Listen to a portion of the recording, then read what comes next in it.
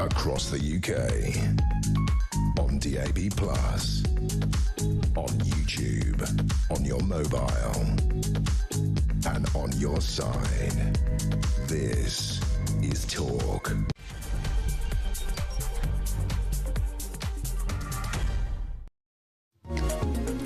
Hello there. It is Petrie here with you through until 1 o'clock, and coming up at midnight, of course, it is our phone-in, and it is your opportunity to talk back. And I suspect there's been quite a lot of talk about this because it is quite tricky. I'm just mentioning it to Kevin then, this question about police officers. It is a tricky one because I'm not a fan either of people not having their day in court, if you like, to that degree. But I wonder if it's different with police officers. We've got to be able to trust the police, haven't we? So I'm talking about this, the Metropolitan Police chief has said that they could be forced to reinstate hundreds of officers accused of sexual and domestic abuse after an unprecedented judgment in the courts, in the high courts, actually. So this is Operation Assure, which was brought in after those police officers behaved badly and murdered people. Of course, and everybody said, well, we knew about him, we knew about them, we knew they were going to be like that.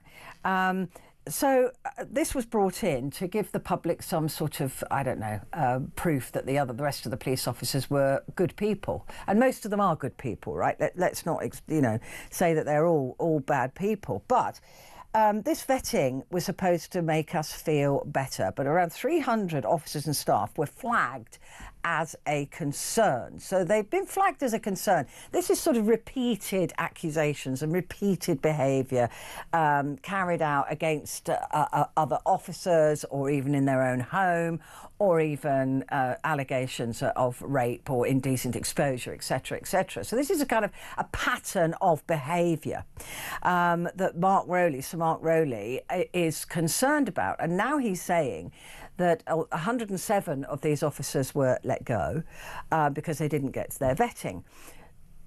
And he's now saying he might have to reinstate them, but he can't send them out onto the streets.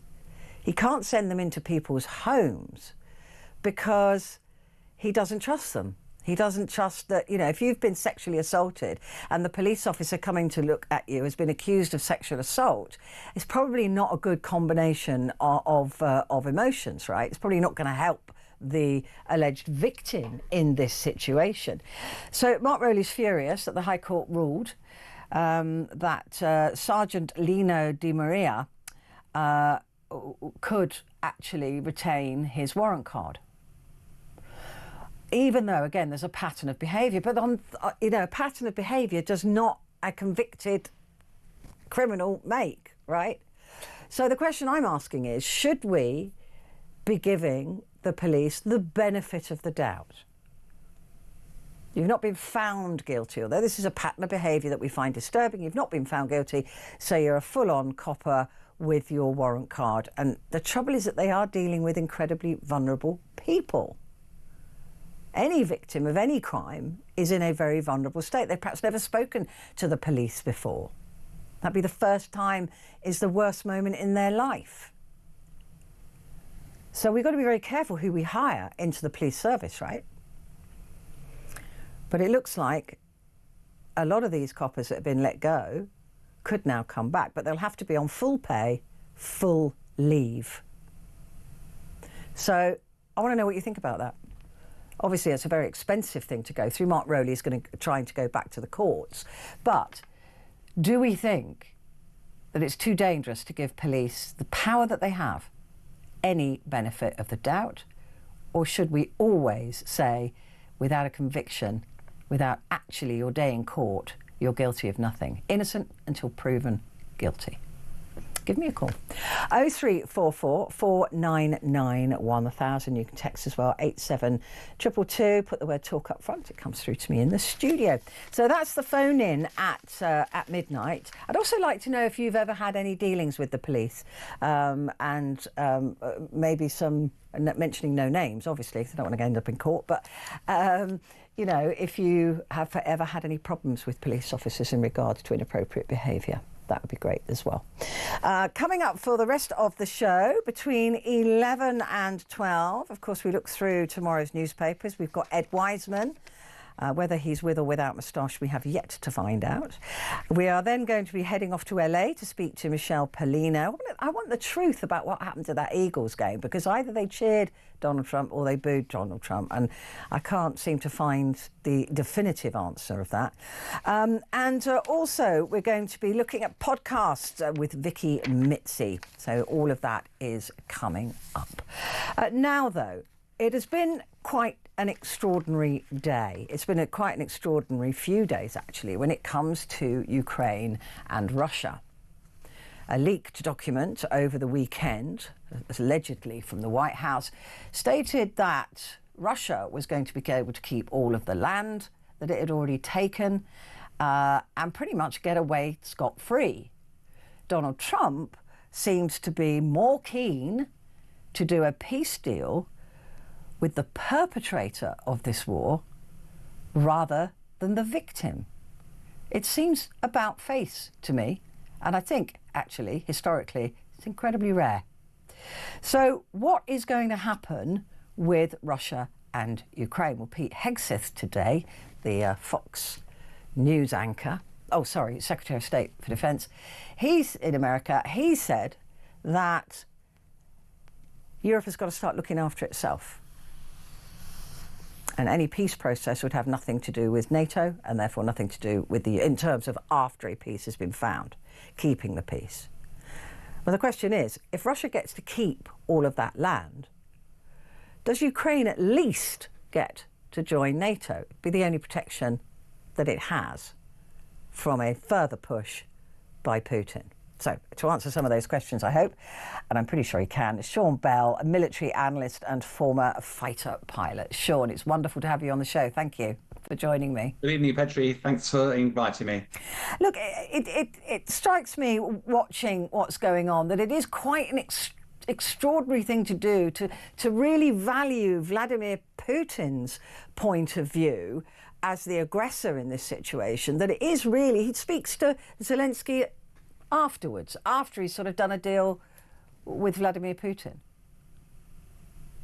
Yeah, President Trump is providing a lot of news headlines, isn't he, over the last few days, whether it's the Panama Canal, Greenland, Gaza, and now Ukraine. And it's quite difficult sometimes to get below the headlines because, you know, it's one thing negotiating with President Putin, but actually, does he actually have a place at the table? Because the war is between Russia and Ukraine.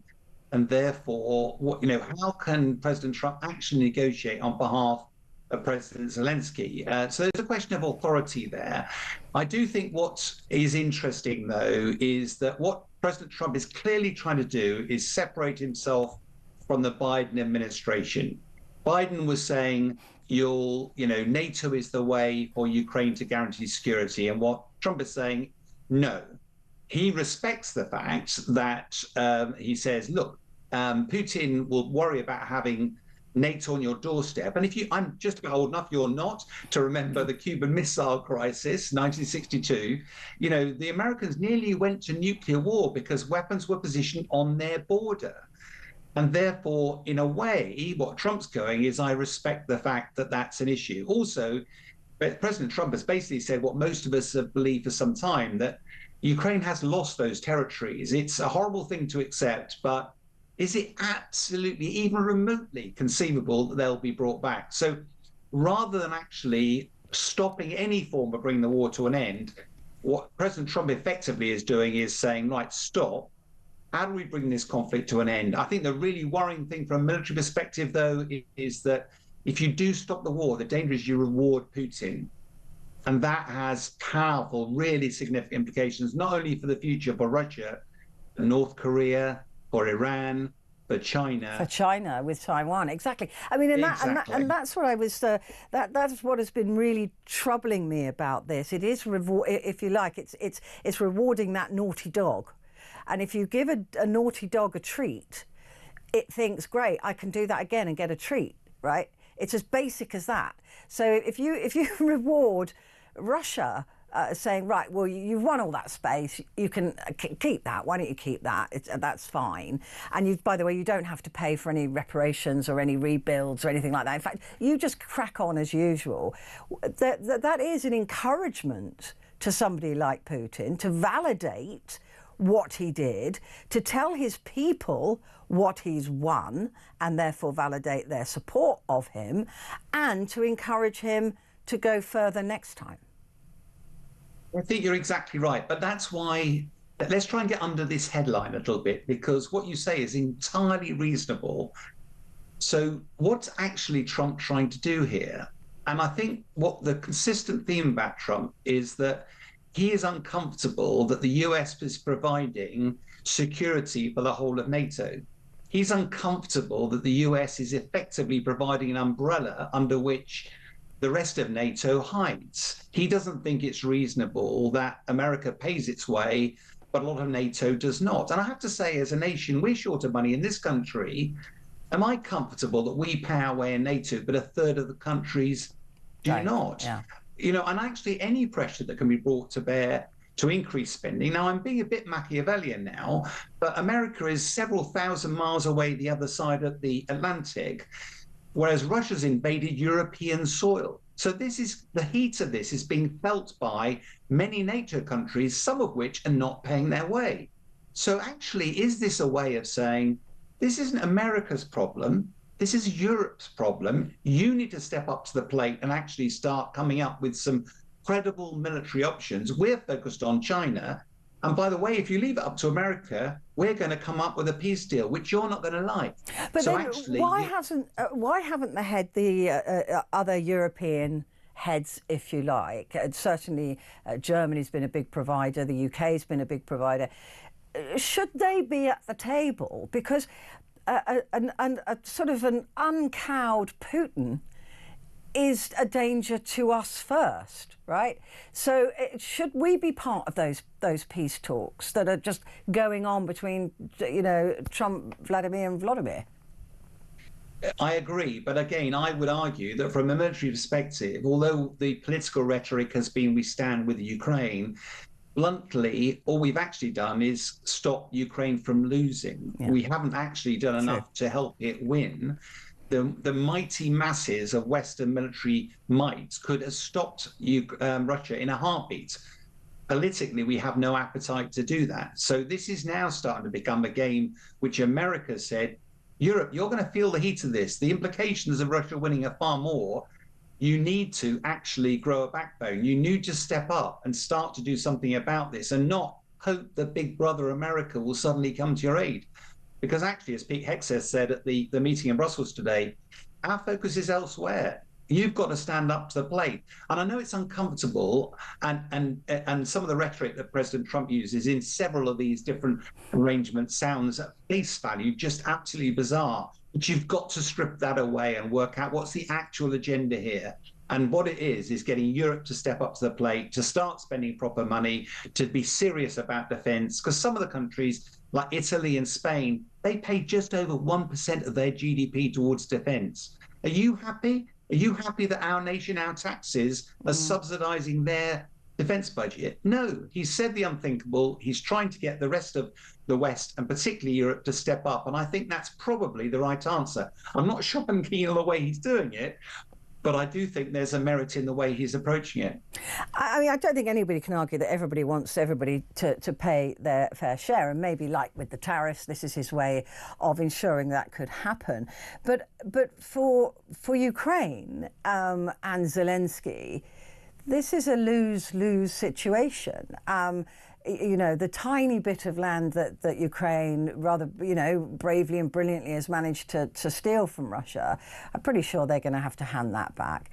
Zelensky leaves with nothing. And that's never a good peace deal, right? It doesn't work if one side feels more wounded, right? So what can they give Zelensky? The only thing I can think of is to allow him in the future NATO membership. Because if he doesn't have that, what is going to stop Putin from pushing in again? Yeah, I pull you up a little bit on this. I was out in Ukraine late last year for a week, and I'm going out again in a few weeks' time, just to get a flavour actually on the ground. Nothing near the front line, but into the capital. And one of the things one of the reporters said to me was, if we do a deal, what's all the sacrifice for been for? What? And I pulled them up and said, hang on a minute. If you wind the clock back 3 years, nobody in the West expected Ukraine to survive. Russia had moved on Kyiv with 100,000 troops. We expected Ukraine to capitulate in a heartbeat. 3 years on, Russia has only seized 20% of the land. Ukraine has pushed them out of some of it. And although it's been a horrible war, a huge sacrifice, what Ukraine has done through its sacrifice, through its bravery, through its courage, its commitment, is it secured a sovereign Ukraine for the future. It may be a smaller Ukraine, but history will be written about the sacrifices that were made during this time in order to create a platform upon which Ukraine will flourish in the future. Now, as a military guy, I've lost colleagues on operations fighting for our country. And I never look back with, okay, you can look back and question the political motivations, but actually it's part of your nation's history. And I think Ukraine has not lost. It has lost 20% of its territory, but with Western support and through its own commitment, it does have a future. The real question is, how do you guarantee that Russia doesn't take another chunk again in the future? How? And it's all very well the signature on a bit of paper, but bluntly, the Budapest memo, I don't want to bore your listeners with a history lesson, but back in 1994, Ukraine found itself the third biggest nuclear power in the world when Russia fell. And it agreed finally to give up its nuclear weapons in return for a guarantee from America, from the UK, and from Russia, cast-iron guarantee of its sovereignty. 20 years later, Russia ripped it up and walked into Ukraine. It will have to have something more robust.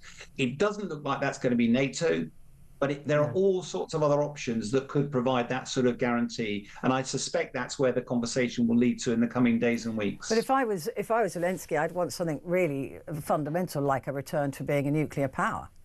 Or, because he's got to save face as well, right? He's got to sell this to his people, and just saying the history books will be kind about us, I'm not sure he's going to wash.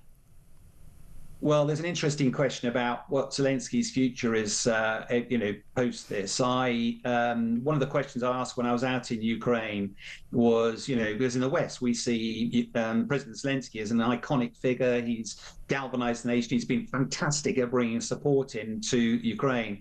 But it's only a dip test. I can't speak for the whole of Ukraine, but I didn't find one person who was supportive of him. So it would be wrong to assume that internally he's very popular. It's quite possible that at the next election he was moved aside and somebody else comes in. So this is less about Zelensky. I mean, he has been, in my humble opinion, fantastic about galvanizing support, but it's far from clear whether he will be the long-term leader of Ukraine. Well, it wouldn't be the first Prime Minister to be biffed out after a war. I think our very own Winston Churchill went the same way, didn't he? Absolutely. Sean, it's been fantastic talking to you. I hope you'll come and talk to me again at some time in the future. Thanks. Really enjoyed that. Sean Bell there, military analyst and former fighter pilot. Got to take a quick break, but I will be back in just a moment.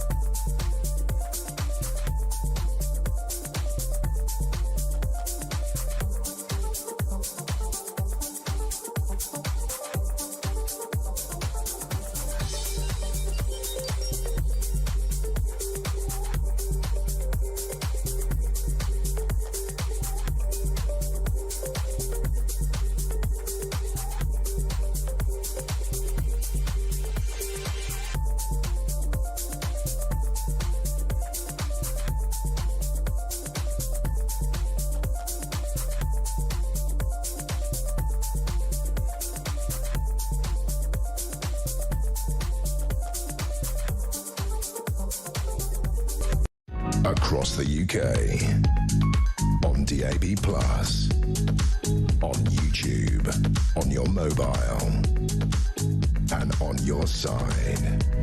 This is Talk. Hello there. Good evening to you. This is Talk, and it's Petrie here with you until 1 o'clock. And of course, at midnight is the phone in. It's the full hour that is dedicated to you and your ability to talk back. And I know that this story has been around today, and you may have been frustrated about thinking, well, I really want to make a comment on that. But now you've got your chance. You've got your chance. A whole hour. No guests, nothing, just you and me. What are we talking about? We're talking about the Met Chief's anger. Sir Mark Rowley, after a judge has said that he cannot sack officers who are accused of sex attacks. Now, most of us would probably go, yeah, no, that's pretty fair. You know, if you've just been accused, you haven't been found guilty in any kind of court or tribunal, then that sounds reasonable. But is it reasonable when this is usually, the accusations come after a pattern of behaviour, and they want to root out rogue officers, but they're now being told that they can't. And this is after Sarah Everard's murder. Mark Rowley promised to boot out officers getting away with sexual misconduct, racism and misogyny. And don't forget that the copper involved in that, he was known by his colleagues as the rapist, right? They used to call him jokingly, oh, here's the rapist, here he is. And he went on to murder Sarah Everard. So it does seem that an accusation sometimes, or what goes on, you know the people in your office, but is it just because they're creepy, or is it because they're actually dangerous? So this is a really tricky question, actually, because I sort of stand both sides of this fence, because I'm not a fan of people being wrongly accused. In fact, I cannot watch a film where that is the central tenant, because it really upsets me. I know somebody's been falsely accused, even if it's a movie, right? It's one of those things that I just can't bear. It just seems so unfair. But on the other hand, these are police officers in charge of very vulnerable people. And as I was saying earlier, that on the worst day of your life, something horrible has happened to you, is probably the first time you've ever had close contact with the police. I've never had close contact, thank goodness, touch wood, with the police. So do we give them the benefit of the doubt, or are they in too powerful a position that we can't? For example, with racism, if a police officer is on a WhatsApp group or joking or saying something about people of colour, and then they're out on the street with people of colour, just because they haven't been found guilty of being racist doesn't mean that they're not. And in some cases, of course, that can be really dangerous. And you send a copper out there with all the power that they've got, and they see a black or a brown face they don't like the look of, or people driving in a smart car that they think, oh, you're not white. How have you got a nice car? I mean, that sort of basic, fundamental racism. Then that's an unsafe police officer. So this is a really, really tricky one, I think. But what I think is second to what you think. The police are really in a very, very powerful position. And often, because of the numbers of crimes against women and girls, they are dealing with women and girls who are in a potentially extremely vulnerable position. And we've known of police officers that have taken advantage of that position before, and of course they've been fired once it's come out. But what do we do about police officers where even there is a suspicion that they may be a danger to the public? When we trust them so much. As a woman on my own, if a police officer turned up at my door, actually I wouldn't now. I wouldn't now, but I would have done before what happened to Sarah Everard happened. If a police officer turned up at my door and said, you know, we need to talk to you, or I need to talk to you, can I come in? I probably would have said, after checking their credentials, I probably would have said yes. Now I would say no, go and get a partner. I want somebody else with you before you're allowed entry into my property. And that's not a good thing, right? That's not good to not trust police officers. My niece, who is a beautiful young lady of 19, her mother and I, my sister, have said to her, look, you never go off with a police officer. I mean, it used to be don't go off with somebody who tells you they've got puppies in the boot of their car, right? Now it's, look, if you're on your own, don't go off with a copper. We're supposed to trust them. So it is a really tricky situation, but let's not forget that often behaviour is there. And what Mark Rowley's talking about is where he's got officers where there's a pattern of behaviour, a pattern of misogyny, a pattern of racism, more than one complaint from very different places. And even though they've not been verified or in a court of law, there's a pattern of behaviour there that Mark Rowley feels uncomfortable allowing those officers to have a warrant card and all the power that brings. And he's saying that if he's forced to take them back, he's going to send them home on full pay. So we're losing police officers because we can't afford to have one on full pay at home and then get another one in, right?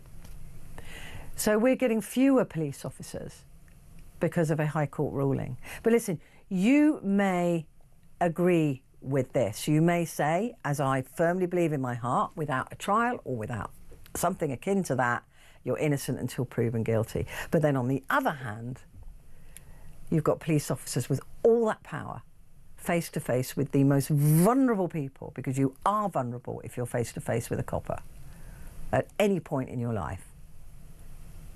And they might be wrong uns. So, should we give police the benefit of the doubt? 0344 499 1000.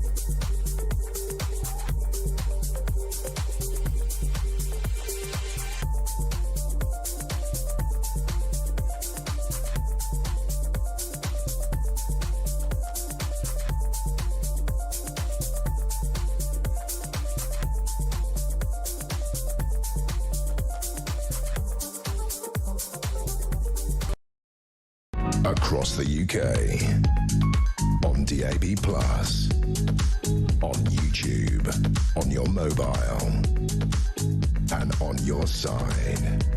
This is Till. Hi, good evening. It's Petrie here with you through until 1 o'clock. And coming up at the top of the hour, we have Ed Wiseman in the studio going through tomorrow's papers.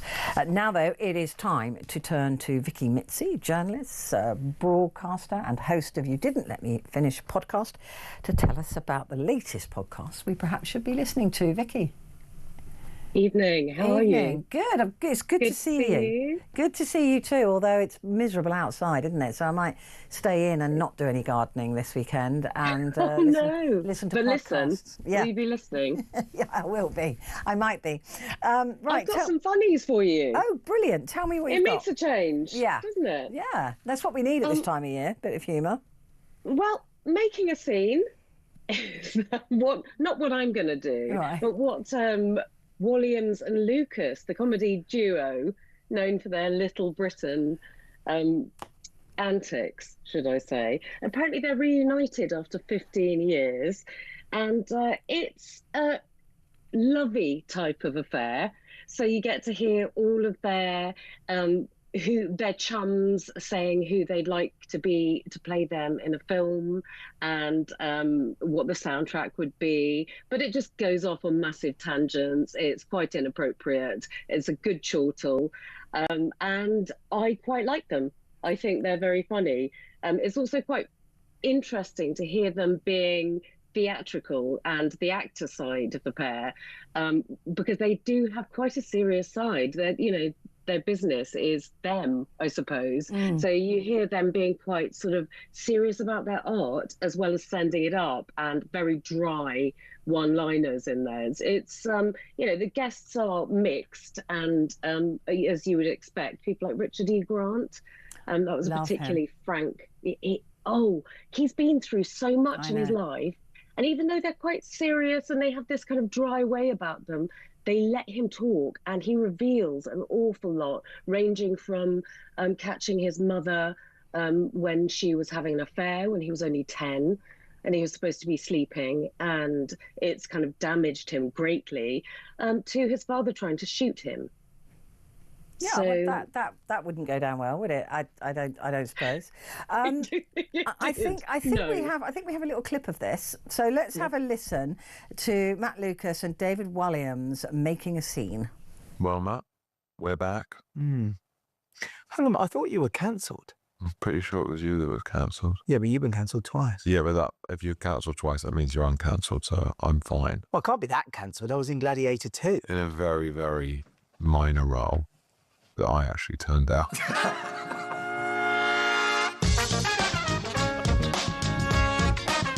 Hello, I'm David Walliams. And I'm Matt Lucas. And welcome to Making a Scene. Ready? The new podcast where we take our famous friends and turn their lives into cinematic masterpieces. I'm kissing her, romantic scene. Hi, Sam, I think I'm drowning. Woof, woof, you made it in the end, Rob. Yes, we'll be exploring key scenes from their lives. So I looked over the seat and saw the golfer giving my mother the hole-in-one on the front seat. Oh my gosh. I would jump on like random buses and just start preaching. Asking who would play them. But what kind of movie would it be? A comedy, a musical, a horror? Everything's coming up, Alan. Ultimately deciding whether it will be a box office hit Or go straight in the bargain bin. We'll be releasing new episodes every Tuesday, along with weekly bonus episodes. Oh, that's a bonus, isn't it? Making a Scene is coming to all podcast platforms very soon. Well, don't just say very soon, say exactly when. Well, we don't know when it is, so we're saying soon. It's probably never going to happen at all. I love it. it's not all so light-hearted, which is what's quite gritty when you hear Richard E. You heard that bit about Richard? That was Richard Yeah. E. Grant saying, and the way he said it, and It's it was amazing. just so... I mean, that sounds great. deadpan. I have to say that I'm a massive fan of Matt Lucas and not such a big fan of David Walliams. But if he's prepared to check his ego and share, then I think he'll be quite funny, because he's a very funny man, right? But I'm just not. I just some of the stuff you What read. is it? I don't know. I just think he's a show off. Okay. And tends to try and overshine other people. And that's not a trait that I particularly admire, but he is funny. So I'm loving that. I've actually written it on my hand, because that's Good. the only way I'm going to remember. Okay, I know. I usually have got stuff scrawled on I've always my got stuff hands as scrawled on my well. hands. It's pathetic. Did you hear Rob Brydon in there as well? Yes. He does what it says on the tin, totally. Does he do his always makes it impersonation of somebody in a box? No, not that I heard. Oh my Maybe I God, didn't hear that bit. it's his most brilliant thing. Is He can it? do this little tiny. I've never heard this. Yeah, no, Google it after I come off air. After you come off air, Rob Brydon doing this silly little voice that sounds like it's in a box. It's brilliant. Is it good? Absolutely brilliant. Yeah, it's very funny. It always makes me laugh. Oh no, I want to try it now. Yeah, yeah, it's very funny.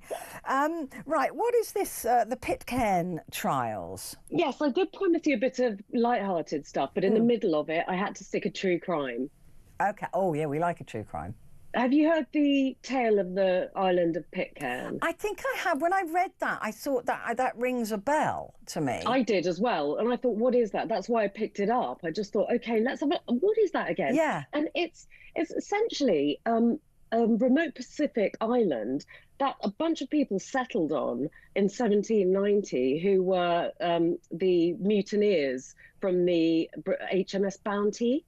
Oh right, yeah. So Interesting. it was them. They grabbed a bunch of Tahitian women, about 11 of them, it varies in different accounts, and some native Tahitian men, and settled on the island.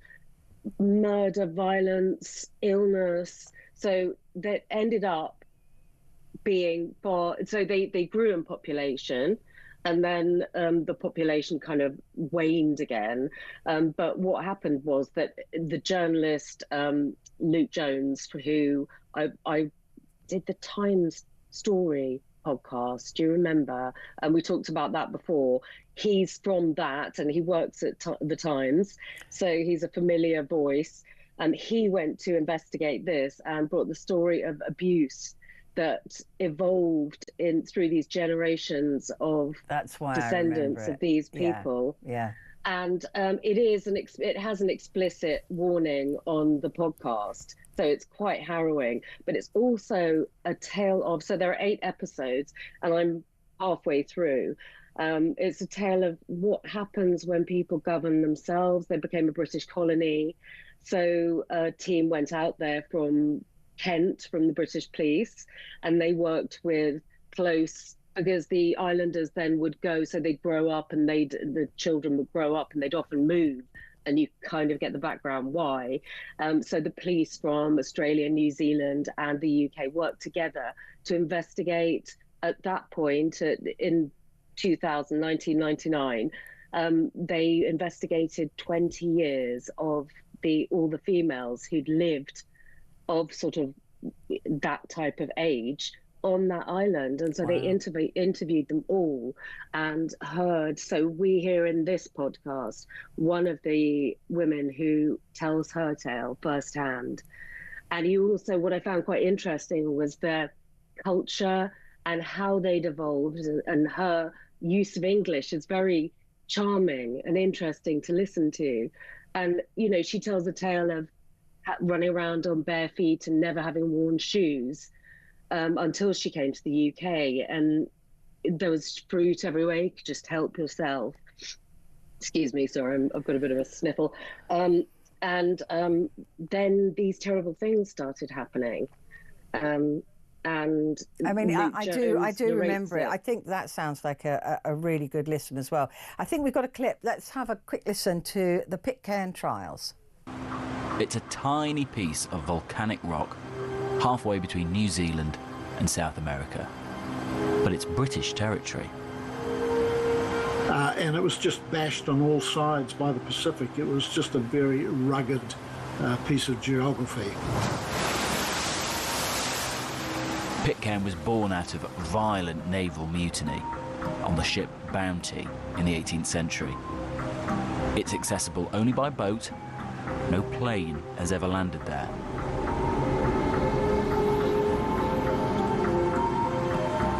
For a few people, its community of 50 or so residents, Pitcairn is home. For many, it's a swashbuckling myth. But in this series, we'll examine its tragedy. Without fail, every single one confirmed what had happened to them. Every single one. There wasn't one that said, no, it didn't happen to me. Every single one.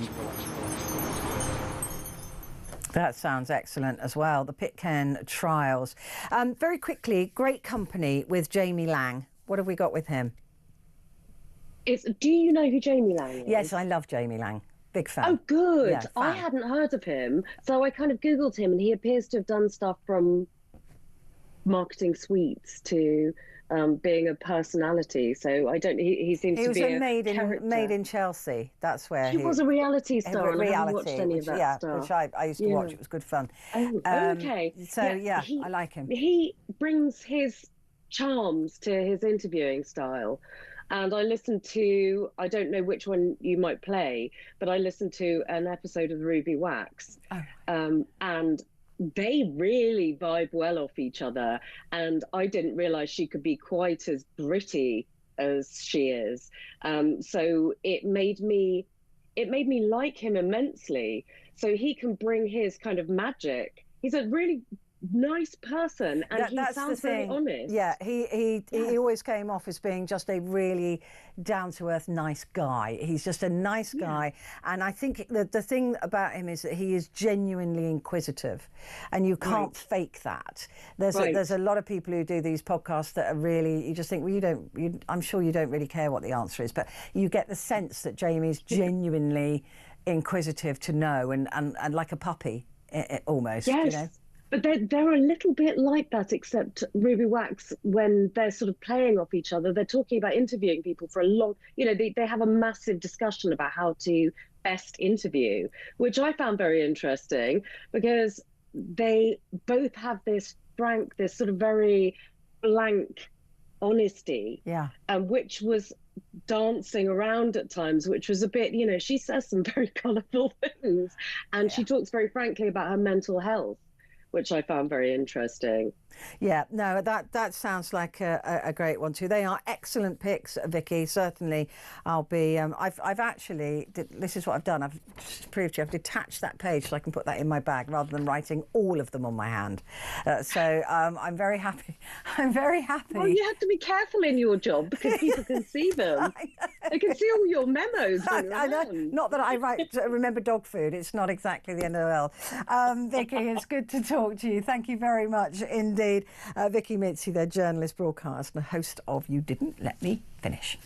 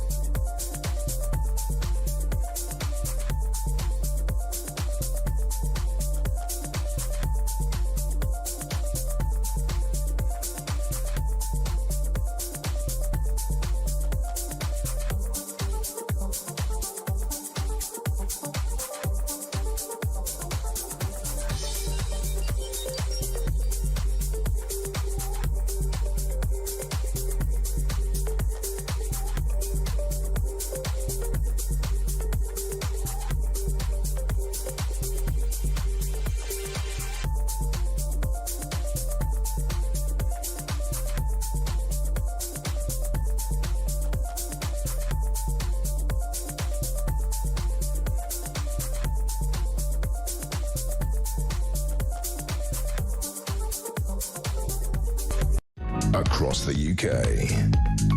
On DAB+. On YouTube. On your mobile. And on your side. This is Talk. Hi there, and a good evening to you. This is Talk, and it is Petrie here with you until 1 o'clock. And it is time now to head over to LA and talk to the fabulous Michelle Pollino, Fox News Headlines 24/7 entertainment reporter in LA. Michelle, how are you? Petrie, it's been a minute, as we say here in the States. It's been way too long. How are you? How are the fires? What's going on? I'm well. Luckily, we're far away from the fires, far away being 5 miles. But we live in the middle of the concrete jungle in LA. The fires happened closer to the mountains, to our north. But obviously, we have many friends who've lost homes, who've lost everything. I literally just did a fundraiser for a friend of mine who lost her home. We raised some money for, it's really sad what has occurred. And there has been ash in the air for weeks. It's really dangerous and sad at the same time. Yeah, it really is. It's going to take such a long time as well to get everything back to even remotely normal, isn't it? That's the tragedy. Yeah, it's really sad. Well, let's talk about the Super Bowl. My team! Yeah, they won. They won, and decisively so. I mean, it was an absolute nightmare for the other team. It was a massacre. Yeah, it was a massacre. It really was. But before we get into talking about the actual Super Bowl itself, what is the truth about Trump? Because was he booed or was he cheered? Because I've been told that Fox put over the top of it cheers. Is that right? No. What happened? No, he was cheered. It was an extraordinary moment. I had many friends that were there because when the camera hit Taylor Swift, Philadelphia, by the way, is a part of Pennsylvania, one of the states that flipped red. It is a blue dog Democratic state, but they flipped red in this past election. A lot of it has to go to a gay conservative activist, Scott Pressler, and his work in Pennsylvania. But the town of Philadelphia, the city of Philadelphia, they all went for Trump. A majority of them. So they weren't necessarily booing Swift because she was there or because of her artistry. It's because of her boyfriend, right? That's right. Yeah. It was because of Travis Kelce. So Trump thought it was because of him, of course. He thought, they're booing her because she didn't vote for me. But it was more to do with the fact that her boyfriend played on the other team. That's right. And not only were Philly fans of Trump, the Kansas City Chiefs, Patrick Mahomes and his wife, huge fans of Trump. So that there was like very loud cheers when the shot went to him and his daughter Ivanka. It was kind of an extraordinary moment, and for me, it was a cultural shift. You really felt at that moment that the country has shifted culturally. Wow, because I've seen some footage of him. I think he went down to meet people on the pitch, and you can hear his voice saying, "Are they booing at me?" And you can hear booing, and his team of security just said, "Sir, please just get back to your seat quickly. Just get back to your seat." Yeah, I have not seen that clip, so I can't comment on it. Yeah, you can hear his voice. You can actually hear him and see him saying it in the background to some other... Anyway, maybe it's just wishful thinking on my part. But I don't care. I don't care. There's a lot of fuss as well about the halftime show. I'm not quite understanding what the attitude is with that. I didn't watch the Super Bowl. It's not my thing, and I don't really know Kendrick Lamar either. So it's not really my scene. So what was the issue with that? It's really fascinating. Right around, I think it was 2017 or 2018, Jay-Z and his Rock Nation had a contract with, it procured a contract with the NFL to do the halftime show and the halftime entertainment. Ever since then, it's been all his artists. He has not put any other genre of artist in the spotlight. Like, there's no country artists in the spotlight. Oh, I see.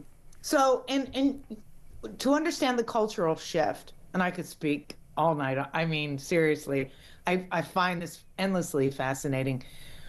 There is an absolute shift from kind of Democrats to Republicans to conservatism and conservative values, to heartland and country music, the roots of America.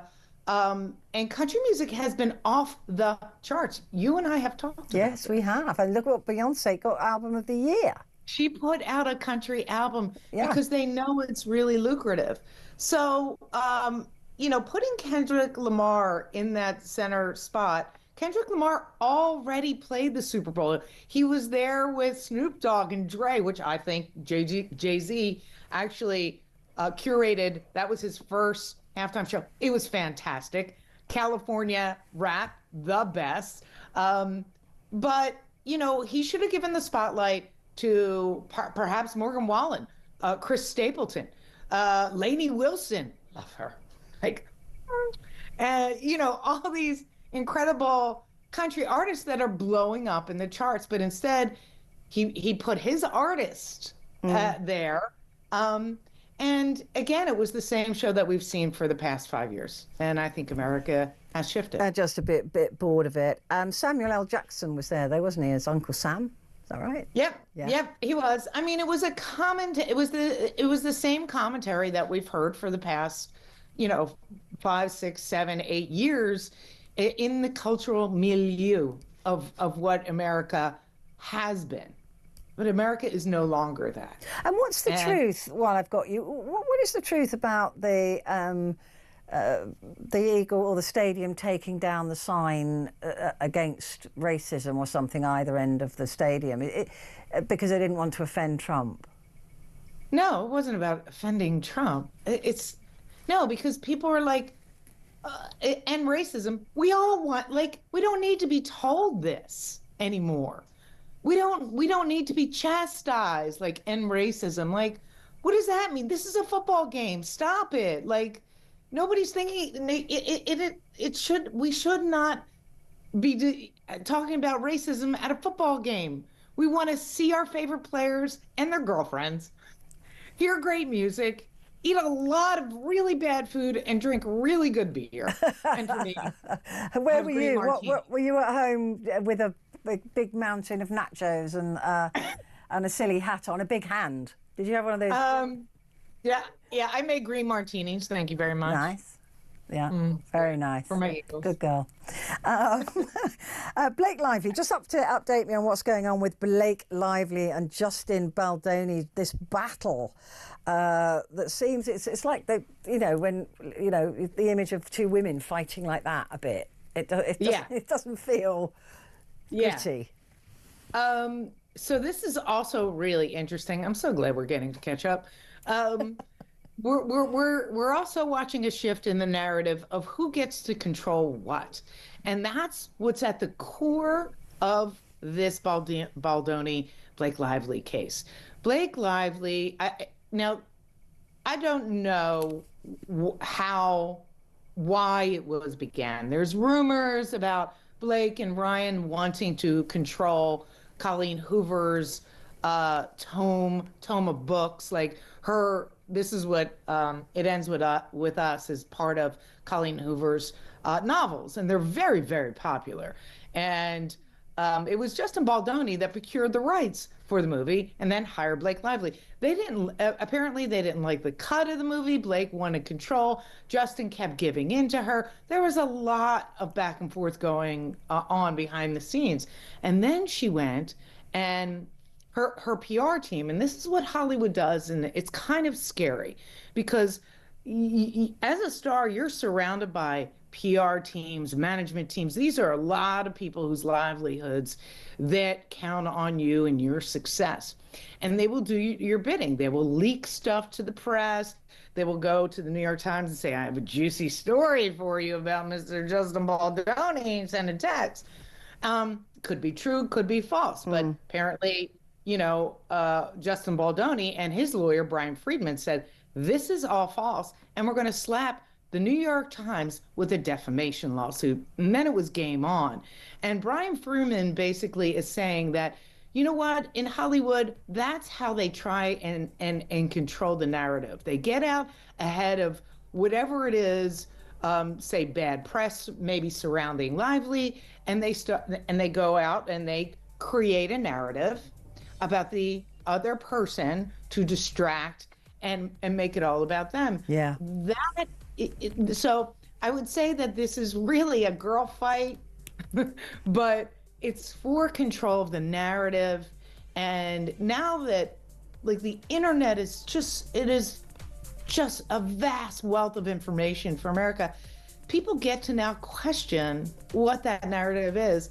And I mean, it is amazing how these stories go now. I do find it interesting to see that. Michelle, I adore you. Thank you very much indeed. Michelle Pillino, Fox News Headlines.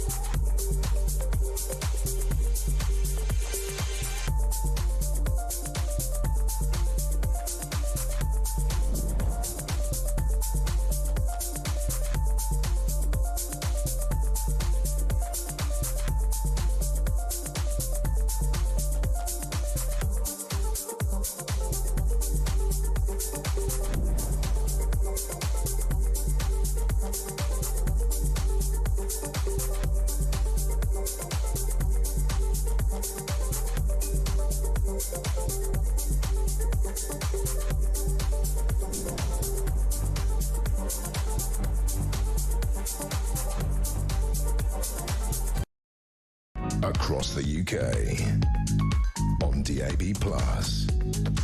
on YouTube, on your mobile, and on your side. This is Talk.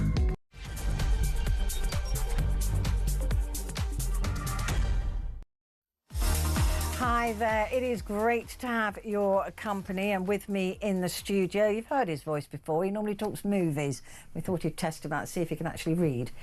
So we have Johnny Hearn, filmmaker, and our film reporter in the studio. Can you read? Subtitles, yes. Oh, okay. Well, if I move the papers like that, very quickly, across the screen, you'll be all right. And if somebody's acting out the stories as well, or if I can do that. I can do that. Give us a clue, but with the words underneath. I mean, it's an easy way of playing. Give us a clue. Let's face it. With the words underneath. I mean, we'd all be able to play it that way, but I think that's called cheating. Right. So anyway, we're looking at the papers for Thursday, but before we do that, I just want to ask you what you think of this story, because I'm not absolutely convinced I know what I really think about this. And this is about the police officers now. The Metropolitan Police could be forced to reinstate hundreds of officers accused of sexual and domestic abuse after an unprecedented judgment at the High Court. This was a Sergeant Lino Di Maria won a legal challenge against the force over its unlawful decision to strip him of his warrant card. Now, he was been accused of sexual assault, but other things like that. Now, Sir Mark Rowley, the boss, he said, look, this is ridiculous because I don't trust them. This comes from a pattern of behaviour. This comes from, hearing these names and having various people accuse them from different sections of the community. They've just not been proven guilty. And I don't trust them. They're going to have to stay at home on full pay because I don't want them out with vulnerable people. So on the one hand, I completely agree with Sir Mark Rowley, but on the other hand, they are innocent until proven guilty. But do we give police officers the benefit of the doubt, or have they got too much power? This is a tough one. You're right, they haven't been found guilty of anything, and that's the British legal system. You're innocent until proven guilty, and a case wouldn't stand up in court just because a police officer said, well, I've heard it from a few people that that's that's hearsay. You can't submit that as evidence. So until somebody is convicted of something, they're not guilty of it. But these are very serious allegations, and I heard the recording of what happened, and it's a very distressful situation. Is there not somewhere that there could be a compromise here? If he's been ruled that he can't strip them of being a police officer, but he doesn't want them to go out onto the streets as a police officer, surely there's a lot of admin work that can be done in an office. There's probably a few toilets that need cleaning. And there must be, there must be other work, because police officers always complain that they have far too much paperwork to do. Surely there must be some kind of desk job that police officers can do. But the thing is, I think a lot of those desk jobs have been given to civilians now. The civilian sort of police that are there, that don't have the right to carry a warrant card. But he's concerned about having his warrant card taken away. And there was another copper involved who's also been set aside, if you like, who was using his warrant card when not on duty. And a total abuse of power.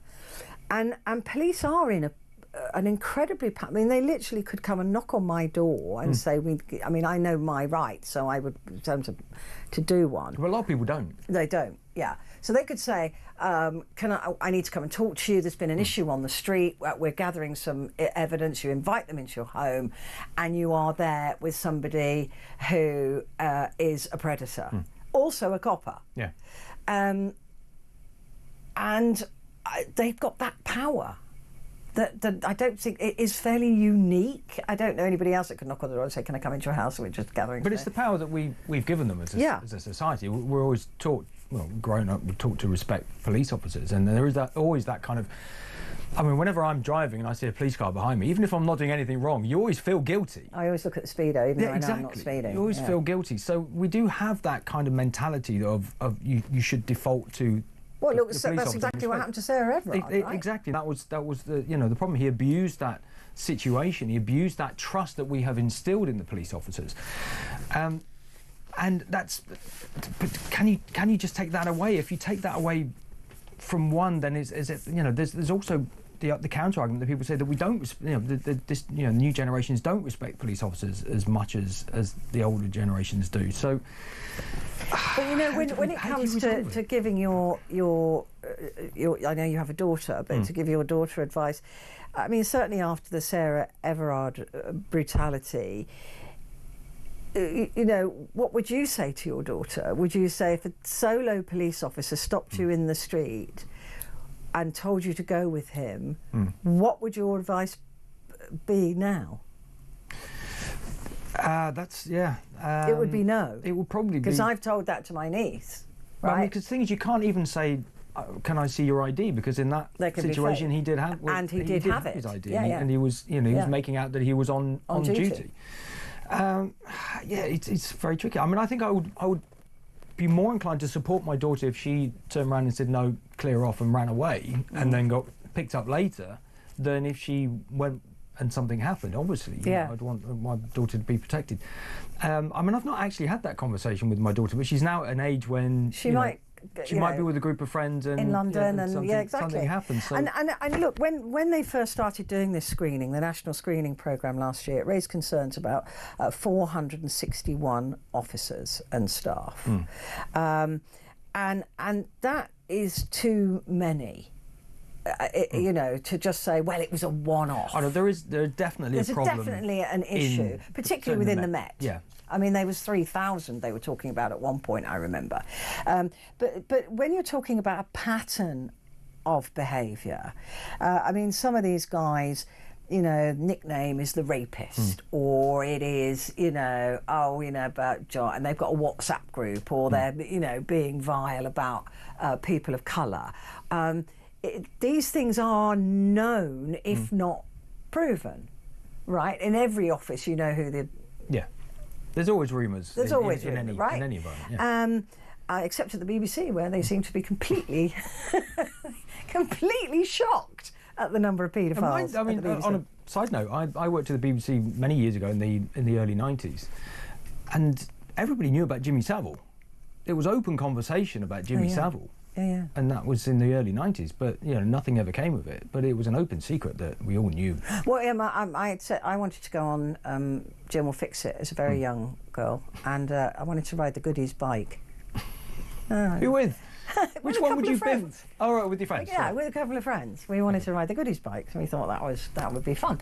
My father absolutely, who was BBC, absolutely vetoed it. He said, "You're not going on that programme." Now, when I spoke to him years later, and I said to him, "What did you know?" Yeah.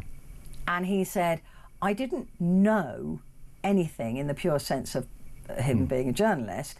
He said, "But the rumours were, don't go anywhere, don't let your daughters anywhere near him." So it was more that kind of conversation as opposed to he's actually raping, you know, children, dead bodies, and anything he can get his hands on. So Dad was kind of like, it was one of those things where he just went, I'm not going to give him the benefit of the doubt. Which is coming back to what we're talking about now. Yeah. So I remember being livid with him at the time, but you know, I don't know whether we can afford to give the benefit of the doubt to a police officer. You know, the police, by and large, do a fantastic job. Let's be honest.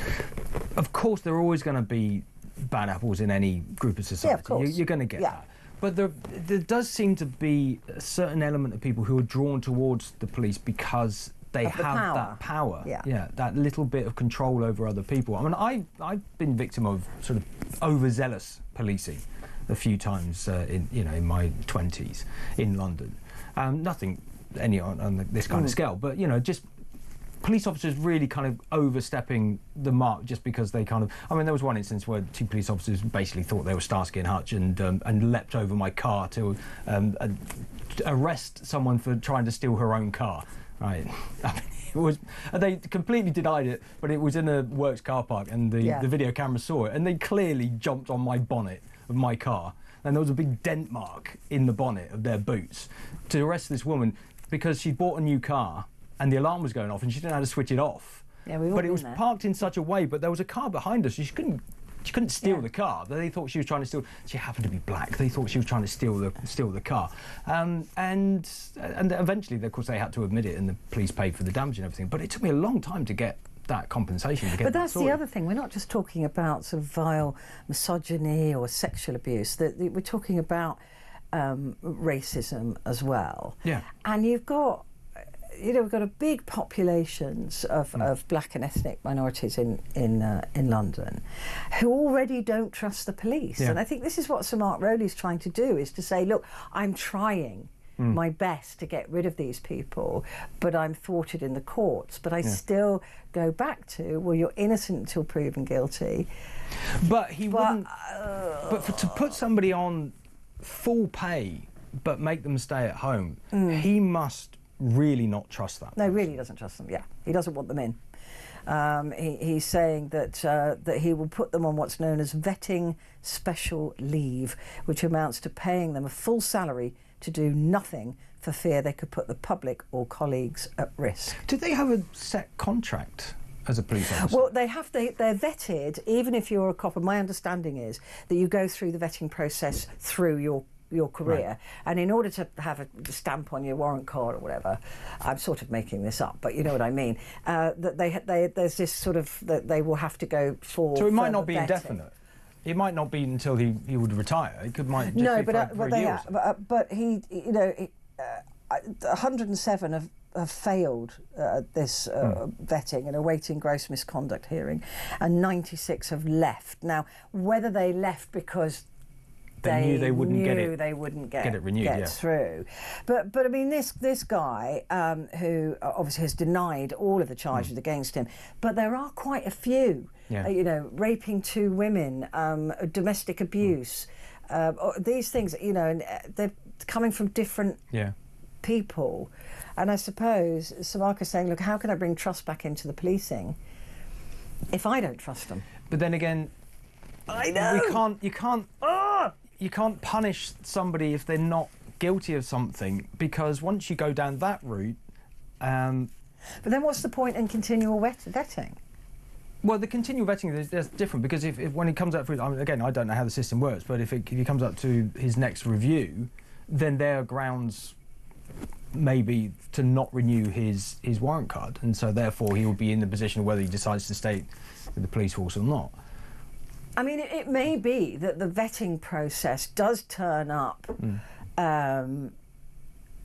proof, if you like, but not something you can take to court, right? Yeah, so it might be that there are, perhaps female colleagues saying, "Oh, he pushed me against a wall and grabbed this or that," but that is probably not something you'd take somebody to court over. I don't know. It is a really tricky one. But if you change the rules for police officers, then that would have a knock-on effect, and it would end up changing the rules for then you everybody. start to say that anybody who isn't proven guilty. It depends what burden of proof there is and what level of proof that they need. But the worry is that this could cost millions and millions of pounds, 100 million, to keep these officers at home doing nothing. It's a lot of money. But then if it saves somebody's life, potentially. But then, it is difficult. Thanks for throwing that one at me. Yeah. Thank you. Enjoyed that. I keep flip-flopping on this myself. Because once you start going down one route of argument, and you think, oh yeah, that makes sense, and then you think the other side is, oh yeah, but I get that. But we can't risk it. Anyway, I'd like to know what other people think about this. I need help on this one. I need persuasive arguments, and you, frankly, did not deliver. No. Anyway, let's have a look at the Pittsburgh Post Gazette. I'm looking at the moment, trying to look at an American paper to see what they're saying about Donald Trump, because I think it is quite different to what we get over here. Jordan opposes Trump's plan. Now, this is the King of Jordan, King Abdullah III, at the White House on Tuesday, and he renewed his insistence that Gaza could somehow be emptied of all residents controlled by the US and redeveloped as a tourist area. This is what Trump was saying. But the King of Jordan is like, no, we're going to wait and see what Egypt has got to say. And I think Egypt are putting forward a proposal where people do stay in the area, but the place is rebuilt by Arab nations, which will not please Mr. Trumpy Pants. There won't be so many golf courses. No, or bars, Trump Towers, or Gaza strip clubs. Yeah, they'll do that. Of course they will. Strip club. Of course they will. Yeah. So, I mean, It's interesting. This is on the front for the front page, but Trump seems to be doubling down on this. Well, I'm not surprised that that's been the response from the King of Jordan. I was in Jordan 2 years ago, and we went to the border between Jordan and Israel on the West Bank, and there were armed guards there. You went to Petra. I went to Petrie in the south as well. Yeah, I did. They have armed guards there to stop Palestinians from coming over the border into Jordan. So it's not like they're welcoming people who are trying to escape. Egypt has got a massive, great big wall up as well. So Jordan is not. Jordan's quite an empty country. I mean, I've driven through it. There's a lot of space there. You could easily. But in 1948, of course, they took millions of Palestinians then, and who generationally they were told they could return, and generationally never have. Because when Israel was cleared, there was a lot of people. That land was cleared for Israel. A lot of people had to be moved, and that's what happened. So I'm not surprised because I mean, America wouldn't like it if suddenly Saudi Arabia said, right, well, you can have 2 million people that we're going to turf out from somewhere because we want to develop Qatar or something. It's just somebody trying to rule the world. Yeah, basically. King Donald. Yeah, King of the world. It does seem to be that. But some people, though, John, are saying, look, this is at least he's thinking outside the box. He might be just saying this. I'm getting bored of that argument. He might just be saying this to get another reaction. And if he, maybe he'll say, well, that's exactly what I wanted when Egypt, Jordan, and the other Arab states come up with a plan to rebuild Palestine, build a tunnel between Gaza Strip and the West Bank. It happens here. Politicians will throw out an idea for something just to see how people react to it, and then if it doesn't go well, they'll say, well, we were only just thinking about it anyway. I mean, that happens a lot. Maybe it is. Maybe he's been very clever. Maybe he's thinking, right, if I go and say this ridiculous thing, which he obviously doesn't think is ridiculous, but if I say this, maybe, if it prompts Egypt and Jordan and other Arab nations to say, no, wait, hang on a minute, we'll rebuild it, we'll foot the bill, we'll do it, we'll rebuild it. And then at least, Israel doesn't have to rebuild it, and America doesn't have to pay to rebuild it. So maybe that's part of a plan of just saying, well, look, I suggest this, but actually, secretly, I hope that you suggest that you're going to... It doesn't come across as though he's planned it, though, in that way, to me. It sounds like he just said stuff. I was being a bit generous. Yeah.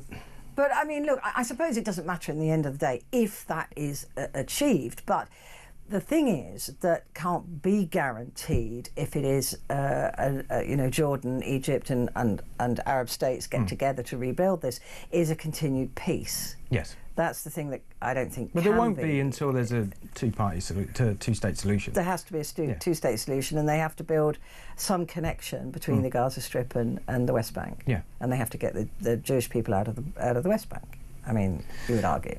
Well, I mentioned this to you before. This is my proposal, right? This is what I would suggest if I was president of the USA and I could say anything I wanted. Rather than spending trillions, and I mean trillions of dollars on sports washing, why doesn't Saudi Arabia take a portion of that money, build a whole new little city-state somewhere on the coast in the vast country that is Saudi Arabia, and invite all the Palestinians from the West Bank to go and live there? Right? They would have a much better lifestyle. They would still have access to the coast. They'd have they wouldn't be blocked in, barricaded by Israel. They would have free access to the sea and everything. Allow them to do that. Then Israel can go in and take over Gaza, right? And because it would be empty, but as long as the Palestinians wanted to move, right, they could take over Gaza. They could rebuild it, do whatever they wanted, but on the condition that they moved out all of the illegal settlers from the West Bank, 500,000 of them, moved them into that area, and they could live there, and then the West Bank becomes a Palestinian state. Yeah. I don't know there was much money in that, though. Maybe that's the problem. Well, no, that's the problem. Well, other than Israel would get to take control of that. Israel, it would be beneficial for Israel because they get rid of the threat that there is from the Gaza Strip. It'd be better for the Palestinians because they'll have a better lifestyle. They think getting rid of Hamas is going to get rid of the threat, but we know that doesn't work because the fighters of Hamas, the terrorist organisation that it is, and we have every right to call them that, have children, and those children hate them. I mean, this is why in wars, and I certainly saw this in Bosnia, you kill the granddad, the dad, and the sons. Yeah. Well, you won't. You kill them all because not because you're particularly nasty and want to kill children, but you know that child is going to grow up resenting and hating the Serbs, and that's a future soldier. So that's what they do, and that's what is happening in with Hamas. You can't kill an idea. Israel will never get rid of Hamas until they get rid of the perceived need for Hamas. As long as people of the Palestinians believe that there is a reason for Hamas to exist, i.e. that they are denied a two-state solution, then there'll always be, if there's always that need, there will always be, like you say, another generation. And even if Trump's plan worked somehow and all the Palestinians were forcibly removed, he took over control of the Gaza Strip, rebuilt it into the Riviera of the Middle East, which is what he's saying. In 20 years' time, that is going to be a prime target for the next generation of displaced Palestinians who feel aggrieved about, and terrorists who feel aggrieved about what's happened. It's never going to resolve the situation. It will just kick that can another 20 years down the road. Yeah, it is an absolute nightmare, but I'm not sure that Donald Trump has got the right answer for it. In other words, I'm pretty sure he hasn't. But who has? Yeah, that's the big problem. Well, that is the problem. Maybe it's just one of those things you can't solve. Got to take a quick break. Back in a sec.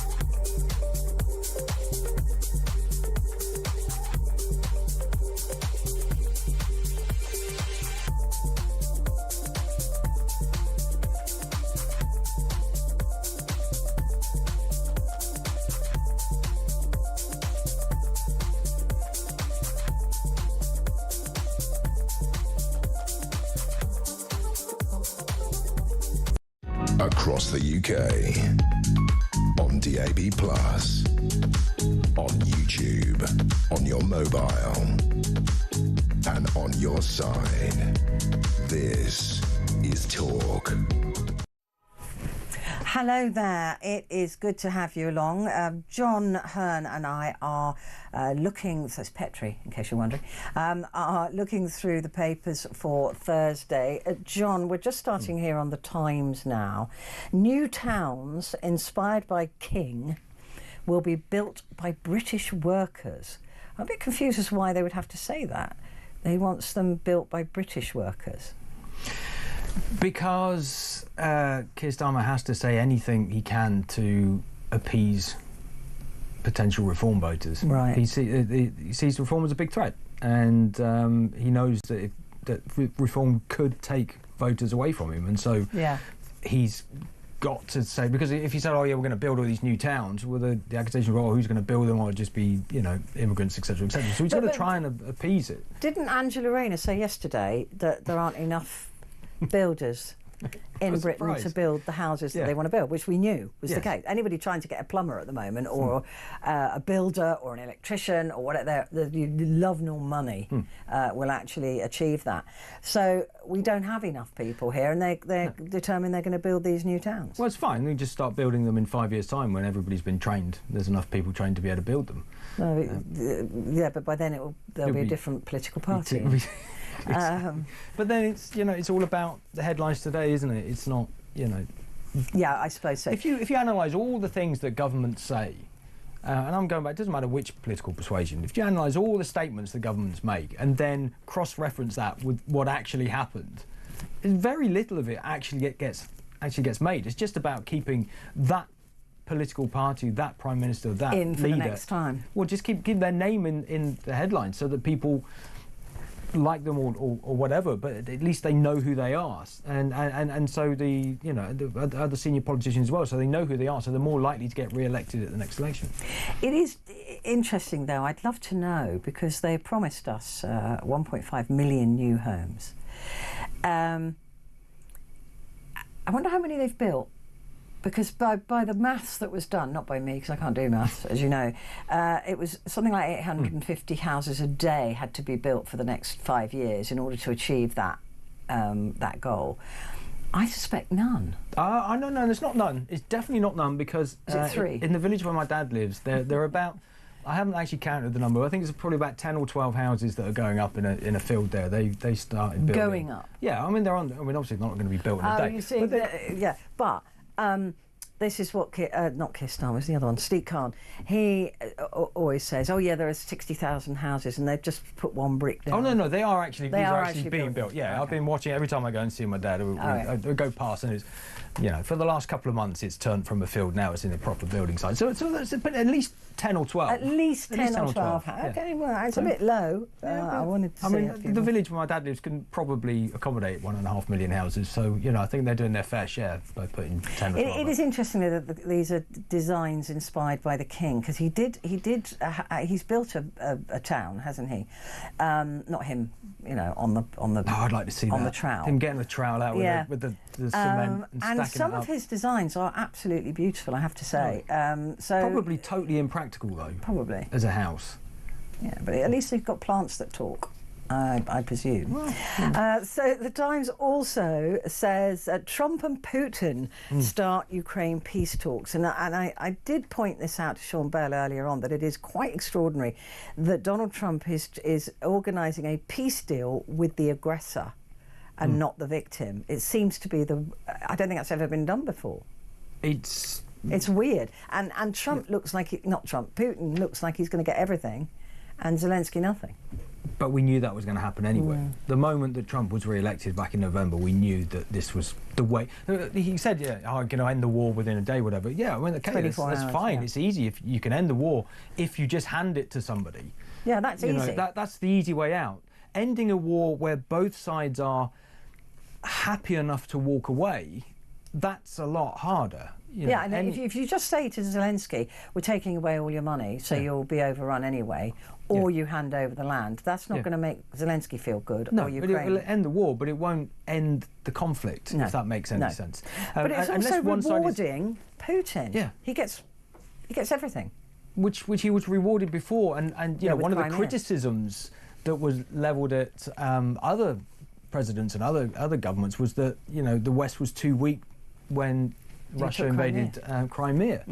So it's doing the same thing, but it took 2 years rather than just straight away letting nearly him have 3 years now. Yeah, well, it would unbelievable. Be, yeah. But it will just embolden Putin, because especially if Trump wants to pull out of NATO, or certainly wants to weaken NATO, all that's going to do is just make Putin even stronger. And he will look like he's had a great victory at home, because he will spin it as a great victory at home anyway.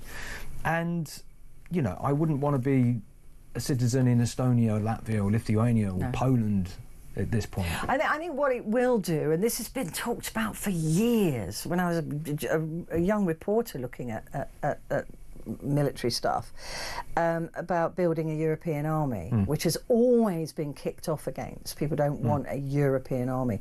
But I suspect that will come back onto the table, because if we can't rely on or trust America anymore, and I'm not sure we can trust America at this time, then we need another solution. But it has never been a solution that anybody's ever really wanted, for Europe to have its own army, Europe-bound army, military. It's a tough one, because then, you know, it's the hierarchy within the army, who contributes the most money, the most troops to it. Yeah, there'll always be factions Well, it'll be like the within EU all again, won't it? Exactly. You know, you'll have regiments from different countries, and they'll all be quite isolated. So I'm not sure it would. I don't know, but it's been talked about for decades, and but the fact that it's been talked about for decades and not happened probably implies because a lot of people didn't want it. They were all going, no, we can't do that, because then it will be this, and then it will be that, and then we the whole association with the Second World War and everything. But I do think that that'll rear its head again, and it may be something that we have to do. But there is a much stronger threat now than there has been for the last 30, 40 years. Without a doubt. Let's just address the Mirror. It's Trump, Putin's ready for peace talks. It's because he's really not doing as well as he thought he was going to do, so that's the Mirror. The Daily Telegraph. There's an odd headline. Join a terror group, stay in the UK. Nigerian woman wins asylum even though judge said her motives were not genuine. Wish I knew more about this story. Very strange. I mean, it's, you know, maybe that's going to be the new version of the small boats. You know, rather than people coming over on a boat, they can just join a terror group, and then they'll get automatic right to remain in the UK. How very bizarre. Yeah, I suspect there's probably a lot more in this story than just the headline. Yeah. So if you probably read the story, which I can't because the type is very small because it's the Telegraph. Yeah. I think it's probably not that. Yeah, she's got the right to remain. Very interesting. Right, we're going to have to take a break, I think. So John Hearn and myself will be back in just a moment.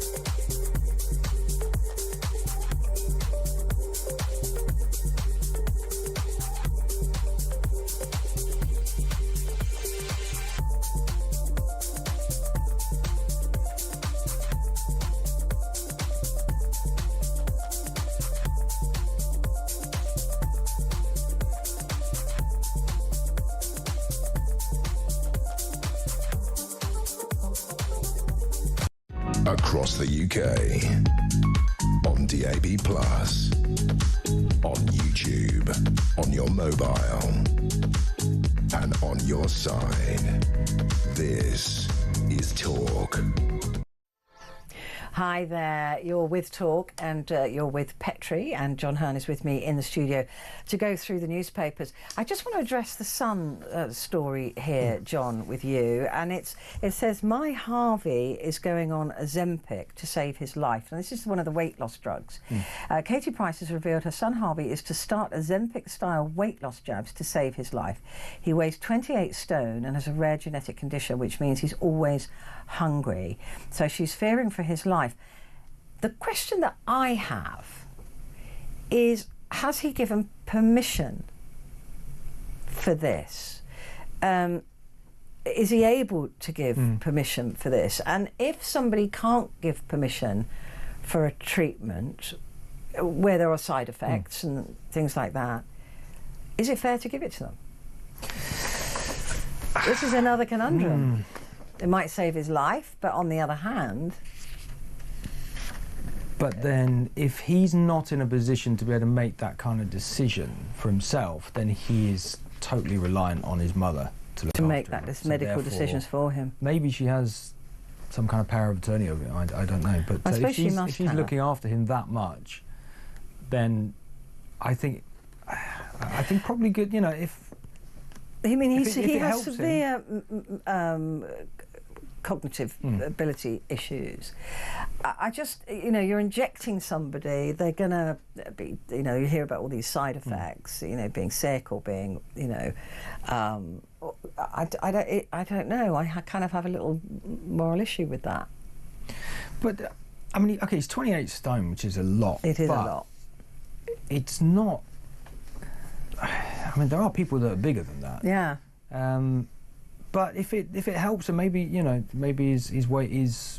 I mean, he's only 22, so, you know, he would shorten his life. And he has the... I know that he, having, you know, watched his story since he was a little boy, he's got this... He really does just eat, and he doesn't ever feel full, which is what's led to his weight.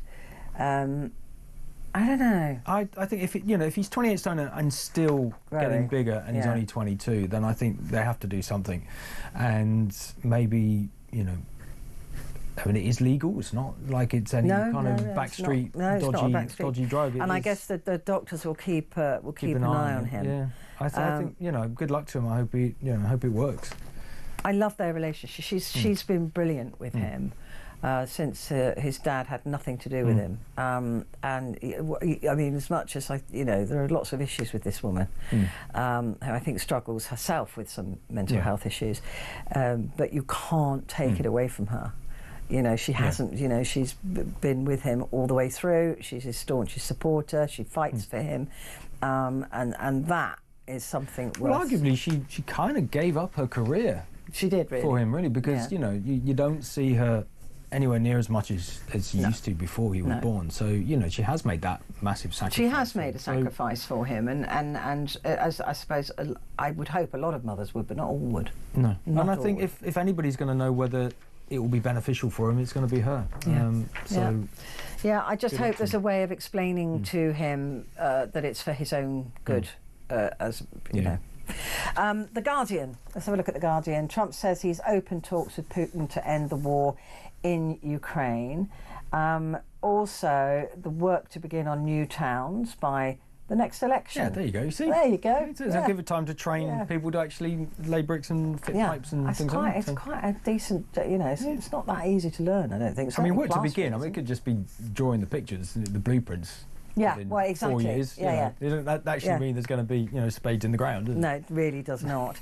And Amos Killer's Prevent case was closed too soon. Here again, we've got Prevent in the spotlight in not being able to prevent what actually happened, and that is AMP David Amos being killed, being murdered.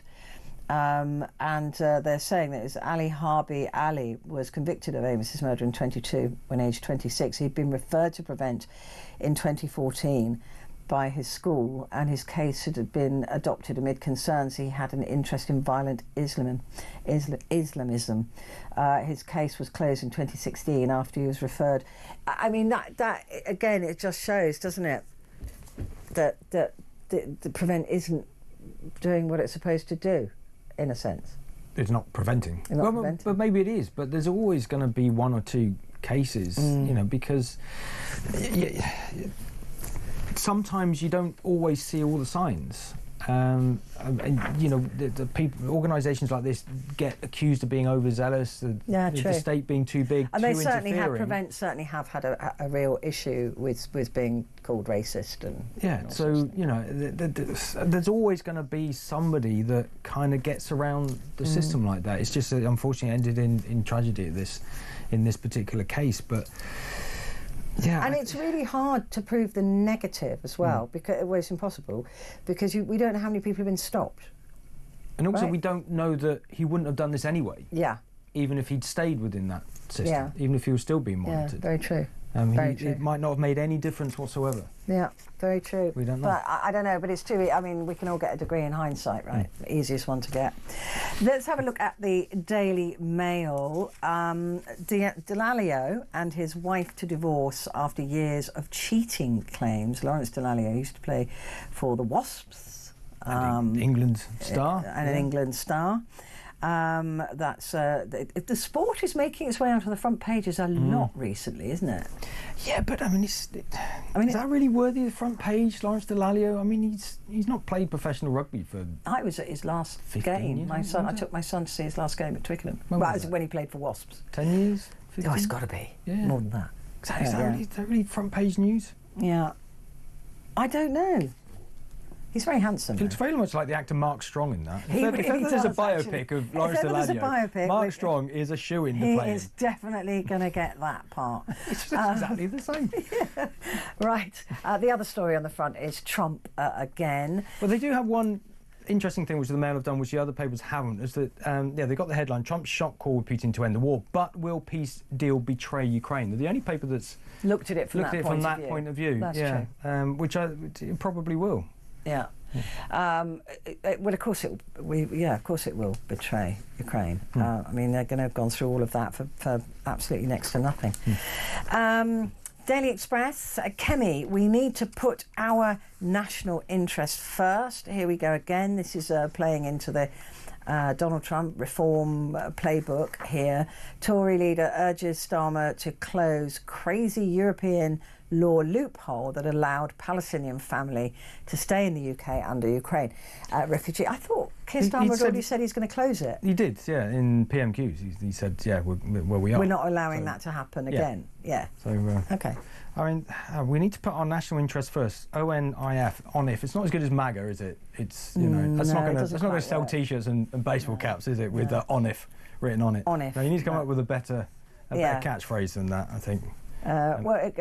Yes, he doesn't make Britain great again. Is MBB. Yeah, it doesn't work. MBG. Yeah, no. That doesn't work either. You could say England. It could mega. be England, UK, Muckga. It's not as catchy, is it? It's not going to catch on. It's not going to catch on. The Daily Star. Actually, do you know what? I'm going to take a break because the Daily Star is worth it. It's worth the wait. Wait for the Star for Thursday. We're back in a sec.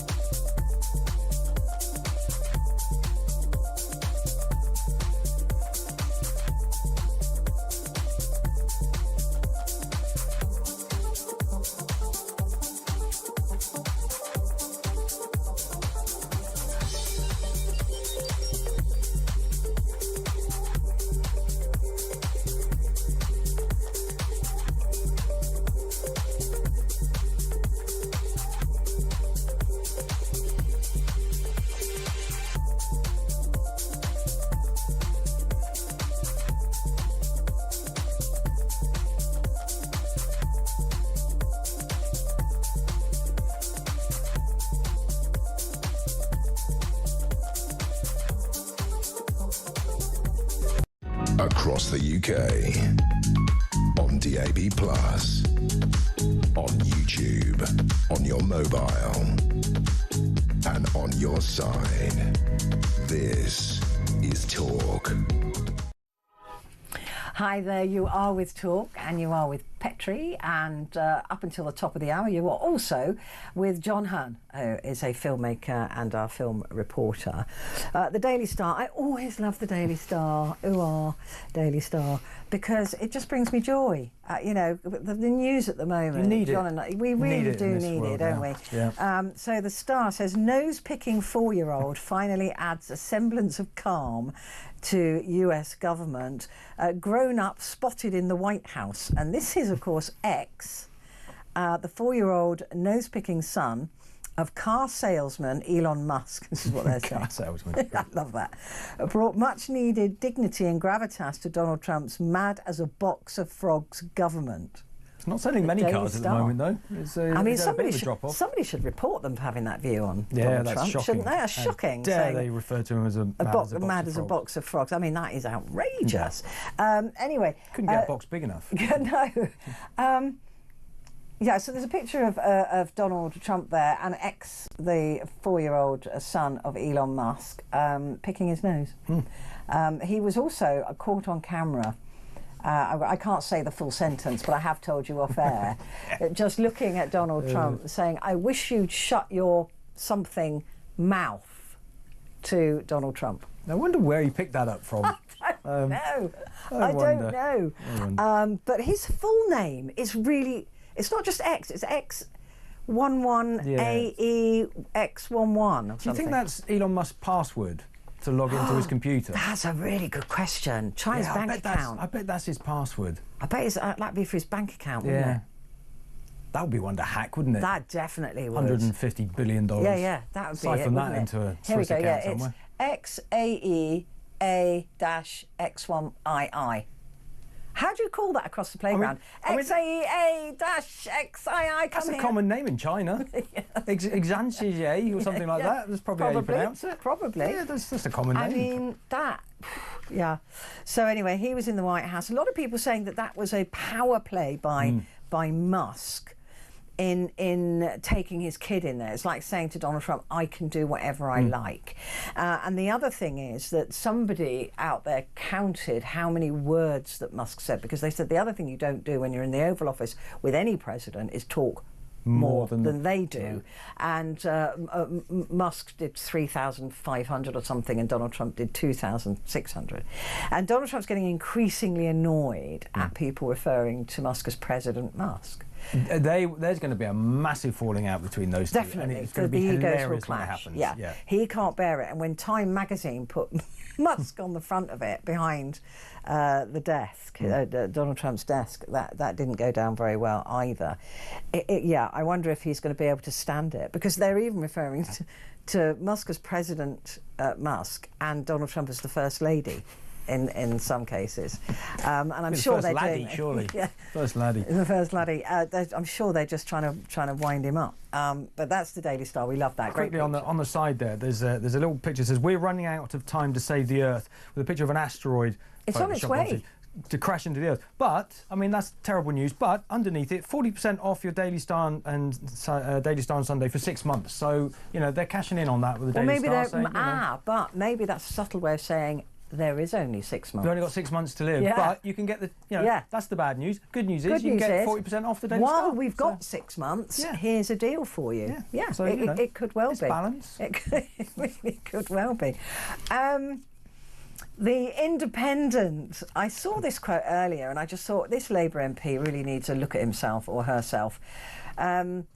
Paddington would be denied citizenship in small boats crackdown, says Labour MP. Now, we don't know how Paddington... He came by train. Did he get? But he didn't come from Peru by train. Well, he might so he must have come by boat somehow, unless he flew. How did he flew? No, I don't know. No, we only know that he turned up at Paddington Station. Michael Bond never said that, how he got to Paddington Station. I'm not sure he came across on a small boat. He must have come across on some kind of boat. So this is a Labour MP who's annoyed now that there's going to be a new rule that if you come across on by any dangerous means, and that means on a lorry or any of those means, boat, and etc., that you will be, in most cases, there is a caveat, in most cases you will be denied citizenship. At the moment, somebody has to wait for 10 years before they can apply, but the people who work in handing out visas and citizenship and stuff, they're being told now that if that person is known to have travelled in that way, then most of the time they will be denied citizenship to this country. Doesn't mean they're denied right to remain, they're just denied becoming a British citizen forever. And some Labour MPs have decided to use Paddington Bear as a way to teach us all a lesson. I suspect Paddington would be an exceptional circumstance, a talking bear. I think a talking probably bear. make an exception for a talking bear. A talking bear that has tea with the Queen and it wears a cute outfit. And sounds like Ben Whishaw. Yeah. So weird. Can't get more English than that. Yeah. He doesn't exist. Right? He doesn't exist. Whichever Labour MP that does exist. He does not exist. Oh, the Labour MP doesn't exist. Okay, that makes sense. He does not. Father Christmas exists. Yeah, obviously. But Paddington Bear, there's no Ofcom there. I've read it. It doesn't say I have to say Paddington exists. So anyway, that's also a picture of President Musk and First With his Lady. bored son. His son's yawning by the looks of it. Well, look at Trump's face. Oh, he doesn't look happy, does he, in that picture? Oh. Not Why is happy. looks like there's a copy of the World Cup sat behind his desk. Yeah, that looks like a World Cup trophy, doesn't it? Yeah. It's too small, though. I don't know. No, it is. It is too small. It's much bigger. It's much bigger. I know. Right. The Metro, a game of no halves. Forget pints. It's a total booze ban at the Saudi World Cup. Football fans will be banned from downing pints or even a cheeky half, with a total booze ban enforced at the World Cup in Saudi Arabia. Well, isn't it in the past there've been sort of drinking areas for fans? I think in was that in Kuwait? In Qatar. Thank you. In some countries you can drink if you're in a hotel. In a hotel, that's right. Yeah. So I suspect this won't happen in 2030 when the World Cup's going. I think it's 2030 when it's going to be there. I suspect that there will be areas where you can drink, or there'll be something, even if it's the Prince Khalid said no, there is no alcohol at all. Rather like our weather, it is a dry country. I bet you didn't say that. Well, apparently I bet you didn't say that. Well, who knows? We're too cynical. Far too cynical. That's not going to happen. Come the World Cup, there will be areas where people can drink. Do you fear think? not, English and maybe Scottish, Irish, Welsh supporters. Yeah. You will be able to get drunk in Saudi Arabia somehow. I'm not sure, but I mean, if you're told you can't, don't do it, because you'll end up in prison. But it's like 5 years away. Yeah. Well, it'll happen somehow. You reckon? Yeah. Yeah. Okay. Here we go. This is the Financial Times for Thursday. Surprise step up in inflation bolsters Fed case for caution over cutting rates. Now, this is the Federal Reserve has been told by Donald Trump to cut rates, and they're not going to do it. They say they're cautious about it because they don't know which way the economy is going to go. The jobs numbers are out this Friday, I think. They're expected to be lower than expected, about 4% lower, which is a disaster. But next month's will be worse because of all the federal layoffs. And when you get bad jobs numbers, the markets go into freefall. They don't like it. So US inflation unexpectedly increased to 3% in January. Now, some of that, a lot of people go, well, Trump wasn't in, and that is true. He wasn't. This is under Joe Biden. But it's likely to go up even more, the Fed is warning, given the tariffs and the tax increases. He only became president a couple of weeks ago, but he was elected at the beginning of November, and these things are affected by they what are is going to affected happen. by what is going to happen. So it's been a couple of months, really, that he's been with I mean, it's all about sentiment, isn't it, in the markets? It's all about prediction and sentiment. And the sentiment, I don't think, is very excited at the moment about these threats of tariffs, whether they come off or not. But eggs continue to be, because I suppose in America, like here, we have a basket, how they judge inflation, so the basket, and it changes over the years as to what, you know, But never the basket. avocados It's never the basket that's part of the, is it? It's always the things in the basket. It's in the basket, not the basket itself. No, the basket never No, changes. a basket case. No, Yeah. it is the basket, and it is about, you know, it'll change over the years. Like there'll be avocados in there now that weren't in there 5 years ago or 10 years ago for us. But eggs and fuel. Eggs have gone crazy prices. $15 for a dozen eggs in America. 50, and people are limited now to buying one box at a time, a day. They're not allowed to buy more than one. Well, what are you going to do with them? Just hoard them and then sell them on? You can hoard toilet rolls. You can't hoard. You can't hoard eggs. Can you? They're going to go off. But that's because of bird flu.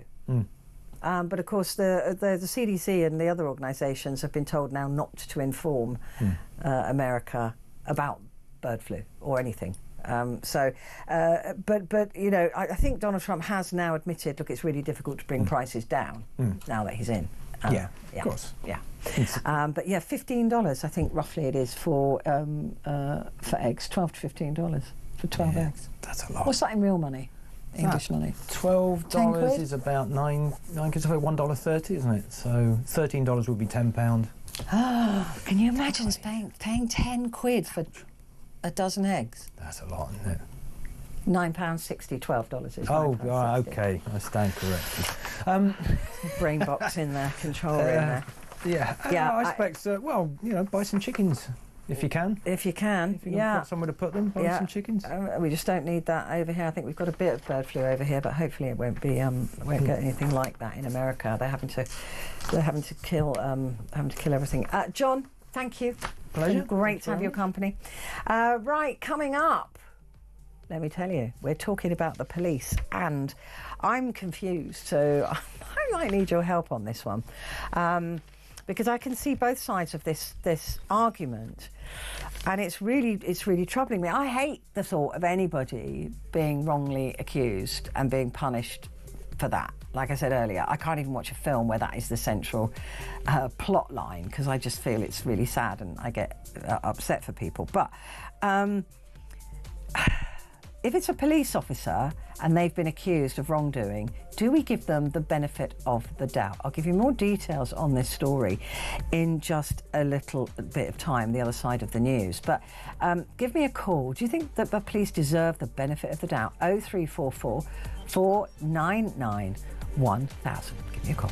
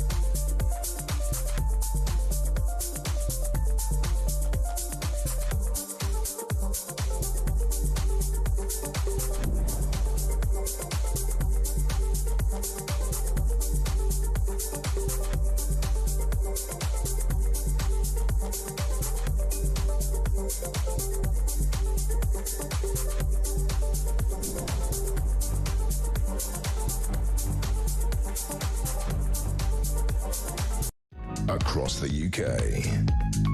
On DAB+, on YouTube, on your mobile, and on your side. This is Talk.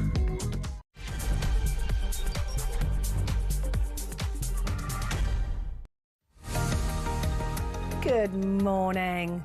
How marvellous to have your company. It is Petrie here with you. It is Thursday, the 13th of February, which means Friday is the 14th. So anybody who's forgotten that it's Valentine's Day on Friday, you better just write it on, like me, write it on the back of your hand. Which only works until I have a shower in the morning and then it's gone. But still, I try. So just remember, Friday, it is Valentine's Day. Anywho, what we're talking about this morning, this is your hour. Let me just tell you that if you're new to this programme, you get a whole hour to call in, to phone in. It's the only place left on this station where you can do that. Normally there's guests and interviews and things like that going through every single hour on every single show. But we reserve this hour for you to talk back. A pure phone in, nothing else, just a couple of breaks, and that's it. It's just you and me. And what I want to talk about, I'm really kind of about this story. Normally I'm pretty well formed in my view of a story, but I let you have yours, of course, because that's the whole point. We're grown-ups here and we can talk without falling out. So it's for me, I normally read a story, get involved in a story and think, well, I know where I stand on this. You may not always recognise where I stand on it, but I know where I stand on it. This one, I don't. And I think, see, I can't. Anyway, let me tell you what it is. The Met Police Chief, Sir Mark Rowley, is furious after a judge said that he can't sack officers who are accused of sex attacks, right? Now, I think, yeah, you shouldn't be able to sack somebody just on an accusation, right? But then I go, but if this is a pattern of behaviour and this officer has been accused of inappropriate behaviour, sexual assault, rape, domestic violence, etc., etc., etc., that's a pattern of behaviour there. And Mark Rowley wants to be able to remove their warrant card from them, because a warrant card is a very powerful thing in this country, right? Gives them access to things, enables them to do things with people, arrest people. And he's concerned that that is such a powerful position to be in, that vulnerable people are not safe from these police officers. Now, this was all brought in, this sort of extra level of vetting, if you like, after Wayne Couzens brutally murdered Sarah Everard. He had a warrant card. He was off duty. We know the story. She was walking home late at night during COVID on her own, and he stopped his car and he said, "Where have you been? You shouldn't have been walking on your own." He then arrested her, put her in the car, I say arrested, and then he went on to murder her. And it's not as if we can even say, look, it's one bad egg, right? Oh gosh, one bad egg. It's not one bad egg. When they started looking at going into this extra vetting, they found hundreds and hundreds of these police officers who've been accused either by fellow workers, colleagues. I mean, Wayne Couzens was known by his friends in the force. His nickname was the Rapist.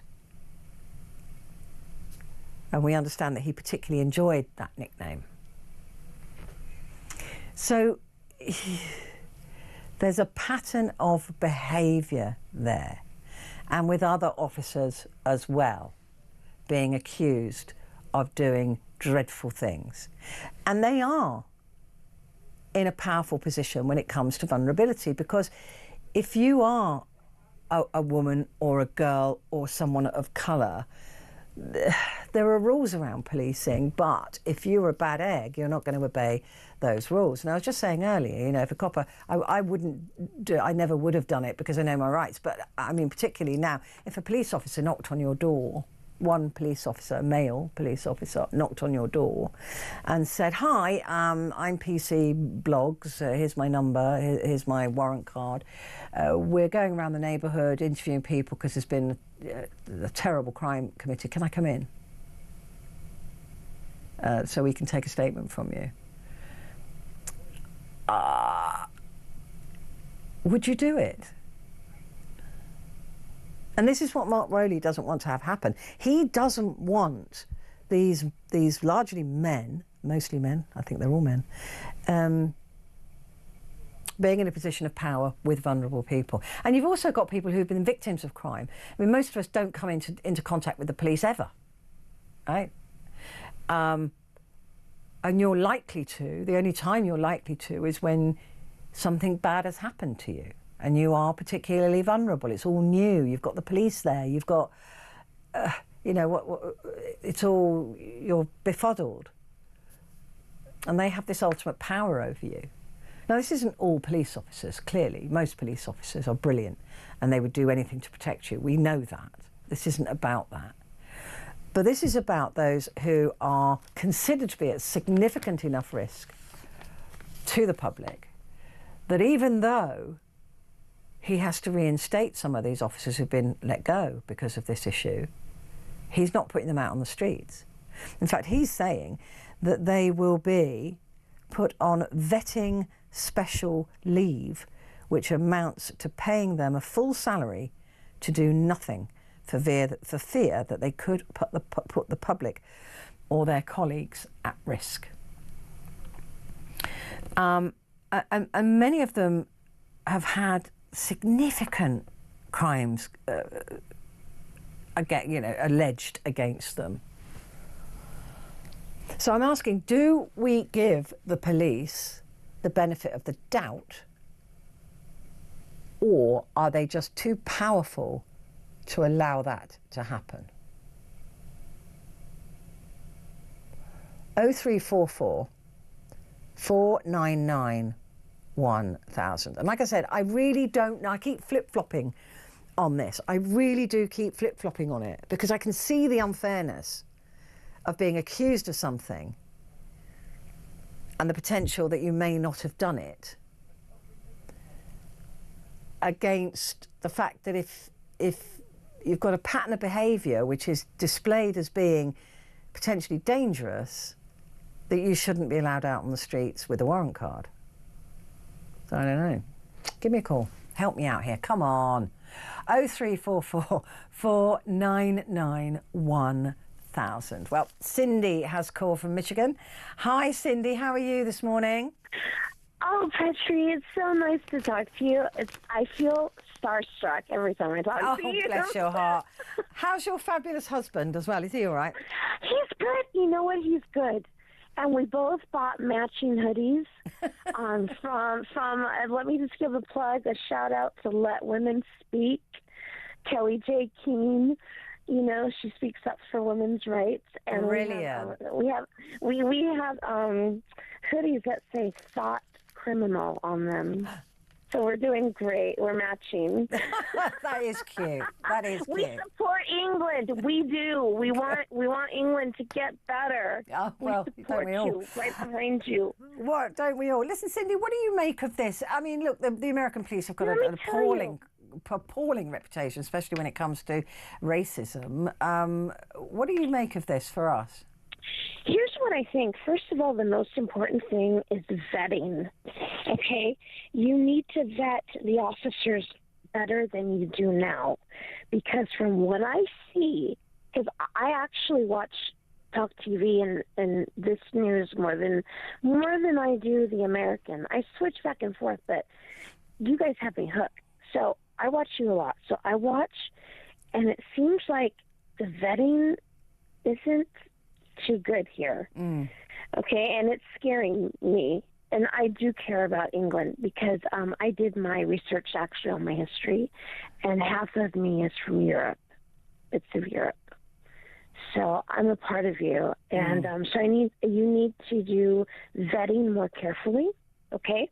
Yeah. For the cops, so that people can trust them. But people also need to be responsible as well.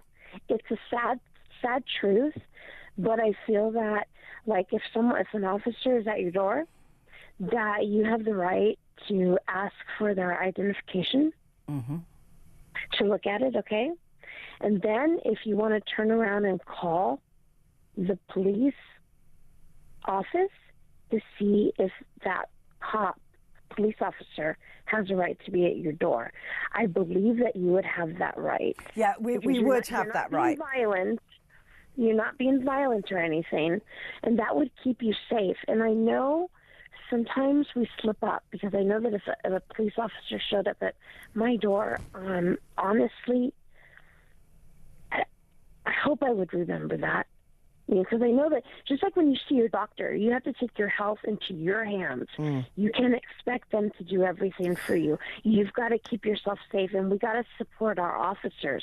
So if we have better vetting for officers, and we know that they're good, majority, we can have more trust, and then things will get better. The thing is, though, that obviously there's continual vetting. I'm sure these officers were all vetted when they joined the police service at some point in their youth. And, maybe a little bit of power has gone to their head, or a little, they're getting a bit jaded or whatever, and they become racist or misogynistic or whatever it is. And because it's very much still a lad's culture, they probably egg each other on, silly jokes, silly comments, silly WhatsApps, taking the mick. It goes on further than that. I mean, this Wayne Couzens nickname was the rapist. That's what his friends called him. And so they knew something, right? So it's when it becomes a pattern of behaviour that I think that should send up a red flag, and it has been. But now the commissioner's being told he can't sack anyone. What? You can't sack them just for failing. That part I missed. You can't sack them for failing their enhanced vetting, because they may have been accused, but they've not been found guilty. But I think that a pattern of behaviour should be enough, right? Yeah, that's ridiculous, Petrie. That really makes me upset. Yeah, I didn't know this part of it. That's ridiculous, and that's putting people in danger. And these superiors we rely on them to do their job. Yeah, that's keeping everybody safe. What's going on here? So would you err on the side of the caution then? Would you now say, no, I'm not, we shouldn't give them the benefit of the doubt? Or I would say give them the benefit of the doubt, but do your checking. Yeah. Because you want to be a good citizen, because if you're not giving them the benefit of the doubt and you're giving them trouble, you don't want to escalate anything, because, well, they don't carry weapons, but still, you don't want to escalate. You want to be a good person, a good citizen, but you also have the right to ask for identification and also call the police office to see if they have the right to be there. I've certainly said that to my niece. You don't go anywhere with a single police officer, and you take their badge number and you call their local station and find out who they are. But if you're alone at night, in a dark road, and a copper comes up to you and says, I'm arresting you for walking on the cracks in the pavement or whatever. How many 19-year-olds are going to be brave enough to say, no, give me your identification? Not very many. This is where we need to implant this stuff in their heads and repeat it as much as we can. Like you're doing. You're highlighting this issue right now on your show.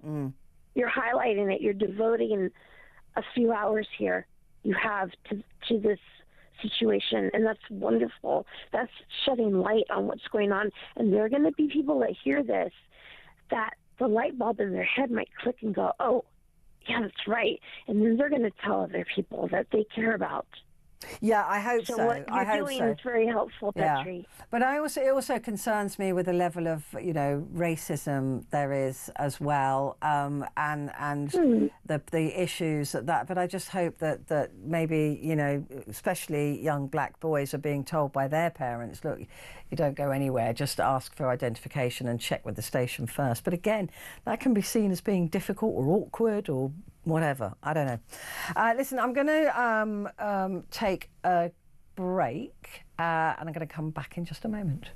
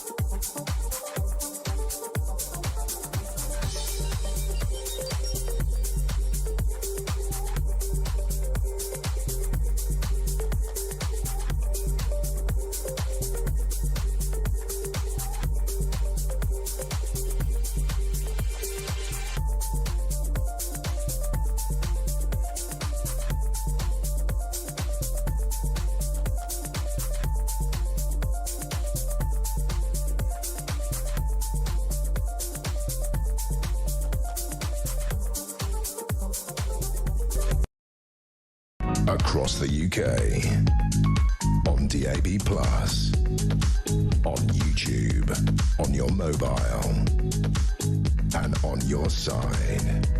This is Talk.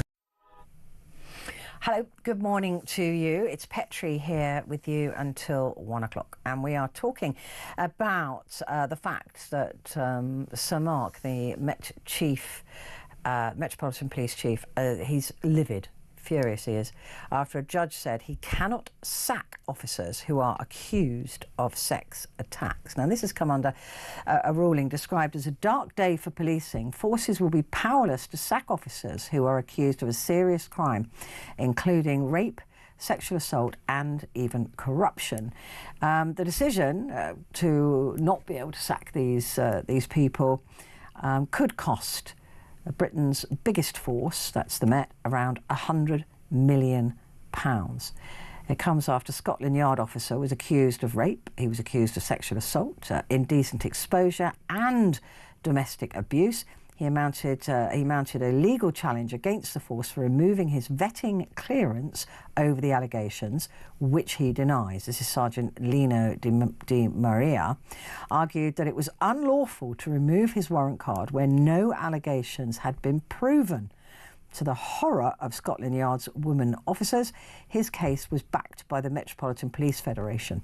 It's a staff association representing 30,000 officers, from constables to chief inspectors. And this was even despite the fact he had accusations from colleagues as well. Yesterday, Mrs. Justice Lang ruled that removing his warrant card without proving the accusation was a breach of his right to a fair trial under the European Convention of Human Rights. And I kind of agree with that, but...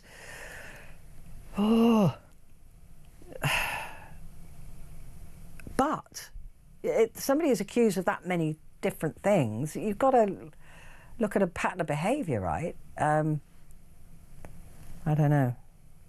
But on the other hand, Oh, I don't know. Let me know. And tell me as well, have you ever been in the company of a police officer that's made you feel uncomfortable? Now, whether that is to do with racism or whether that's to do with you just as a woman feeling uncomfortable or as a guy feeling uncomfortable, where you've thought, I can't even report this because they're not going to listen to me because they're a copper. And that is part of the problem here, is that people often won't report police because they think, I'm reporting this police officer to the police. What are the chances of them doing anything about it? And there are some really rotten eggs in the police service. Hundreds of them, if not thousands, that should not be there. And whether it's that they were decent people, joined the Met and became not decent people, or they were power-hungry megalomaniacs and that made them join the Met. I don't know. I don't know which way round it is. But certainly there are issues with misogyny, with racism, with homophobia, with lots of things within the police force, and they should not be there. How could you have a homophobic copper going and dealing with an issue in the gay community? They'd show no sympathy, no empathy. They wouldn't. I mean, already it's been an issue with crimes against gay men, particularly, where the police haven't investigated properly. Kind of like, well, you deserve it. So there's already been issues, and those people have got to be weeded out. So surely, if there's a pattern of behaviour that tells you, if it walks like a duck and it quacks like a duck, it's a duck. It doesn't need to go to a vet to be told it's a duck, right? Or is that unfair? Let me take a call. Who do I take first here? Chris? Chris is in Epsom. Good morning, Chris. Hi, Petrie. First, a quick question. Did you see the X message I sent you earlier today? No, I didn't. Do you know, I've switched that off for now. Okay, well, there's a lovely video there of an American cop dealing with a person that identifies as a cat. And he does it right. I thought it was rather timely, seeing as we can now identify as llamas, and the child agency says that we should allow children to crawl around on all floors, being a kitten. Yeah, that's all. That is a very... I nearly did that story this morning, actually. But yeah, no, I will switch. Have a look at it. It'll make you laugh. Okay, thank you. I love a laugh, so thank you very much for sending me one. I appreciate that. Now, I'm going to source out this for you to the Metropolitan Police, all right? And I only want 10% of the 100 million that I save them. You're very generous like that. Yes. Yeah. Yeah, it normally be 20%, but I'm a Londoner, so I'll live with 10. Now, Sir Mark Rowley, the Assure programme that they've been going through in rooting out these officers must be commended. Right? That's the first thing.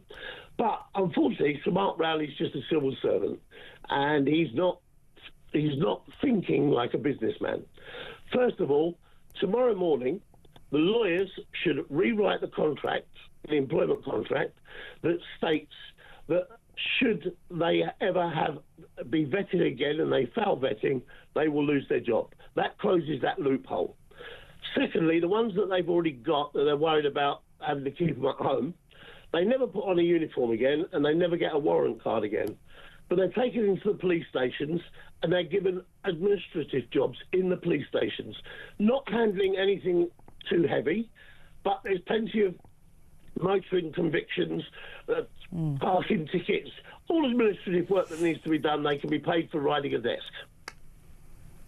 I absolutely see where you're going with that. But what if that police officer has got complaints about him from female colleagues in that office? Then there has to be protection put in for female colleagues, all right, or he works with all men.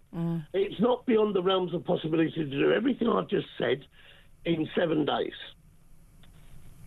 I mean, it does. I mean, I'm with you. I mean, the idea that 100 million is going to be wasted on people sitting about on full pay, and because a lot of these accusations are maybe don't meet the bar for the CPS to go ahead to a court case, right?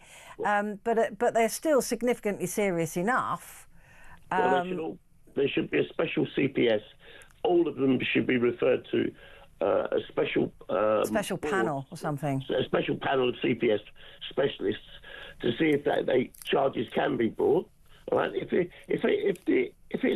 it's colleagues that have complained, then surely there's a case there to be answered. But what I've just said, Sir Mark Rowley is thinking like a civil servant and just going to the courts. He's not thinking like a businessman. I ran businesses. I had my own businesses. You simply fill the hole, right, by adjusting the employment contract that they have to pass future vetting. If they fail future vetting, they lose their job. Then you put all those ones that are off now before the CPS panel. The ones that can't go to court are put in civilian clothes, no warrant card, and they work in lacklustre administrative roles until they resign. The thing is, though, that this is the point, I suppose, that now, if the contract was changed, that might also be seen to be unfair, because you'd say, yeah, but if somebody just decided they didn't like me, like an ex-girlfriend who's also working in the Met, maybe as a civilian worker or whatever, she could accuse me of stuff and then I lose my career. I lose my warrant card. Unless it's been proven, I should retain my warrant card. One complaint's not going to do anything like that. Police officers quite often have complaints about other officers, which they can take to their line managers. The thing is that what you're dealing with here is public awareness, public confidence in the police. All right, and Rowley needs to think like a businessman. He's running a big business there. Yeah. And instead of relying on the courts, he's got in-house lawyers. That contract could be changed tomorrow. All right, I could write it. Okay, it would only be a couple of paragraphs. That would stop the whole. Also, there needs to be a clause in those contracts as well, that the contracts can change in the future, because there might be something else that creeps up. These contracts were not written by somebody thinking about business. They were thinking about police officers and civil servants. Yeah, no, I absolutely agree with that. And those contracts, and the police federation would be involved, wouldn't they? And the union, well, not union, but the federation would get involved and say, no, you can't write that. I don't reckon you could get it done in 2 weeks. I reckon it would probably take a couple of years after it's gone backwards and forwards to lawyers and the federation and agreeing with that and all of that. I mean, poor Sir Mark Rowley, he's really up against it now, because there are some that have already left and been let go, and they now have the right to return, or at least to be on full pay. Yeah, it's difficult, but it's not. As I've pointed out, there is a way forward on this. And if they're giving them a job in the police force doing administration, that's not constructive dismissal or anything like that. So they're stuck doing a job that they don't like, without a uniform, without a warrant card, and that takes care of that. Don't forget, when the Conservatives, through the austerity programme, chopped 20,000 police officers, they also chopped, I think it was 15,000 civilian workers. So they're way down. I heard a statement on Talk the other day, actually, and it was 25% of police officers don't even leave the police station. And it was funny today, I went into Epsom, and the car park I use is by the town hall. And it's only a small police station. It's right on the edge of Z Division. And there must have been about 15 police cars and vans parked up. And I thought, what are they all doing in the police station? Eating donuts. No, they're on a DEI course. You're a very naughty man. Before you go, yeah, I'm going to give you a story that you don't know. Okay. You know that Labour are pushing through this legislation to access people's bank accounts that are on benefits. Yes. Right, and they say benefits, right? And so that includes everything: child maintenance, child care, disability, all the universal credit benefit, all of those, including pension, is called a benefit. So they'll have access to 99% of people's bank accounts and the ability to remove money if they want to. What you don't know is that Starmer's government has demanded from Apple they give them a back door into their encrypted cloud. And they've issued them with a directive that they can't even talk about it. What? Yes, absolutely true. So they wouldn't they wouldn't have to go through the courts to get permission? Yeah, that's right, yeah. They have access. We give them access to everybody's iCloud service. The other thing is that brings to mind is that Starmer was sat down with Gates just a few weeks ago for a number 10 fireside chat, and they've refused the Freedom of Information Act because if they've gone after Apple, you can guarantee they've gone after the others as well.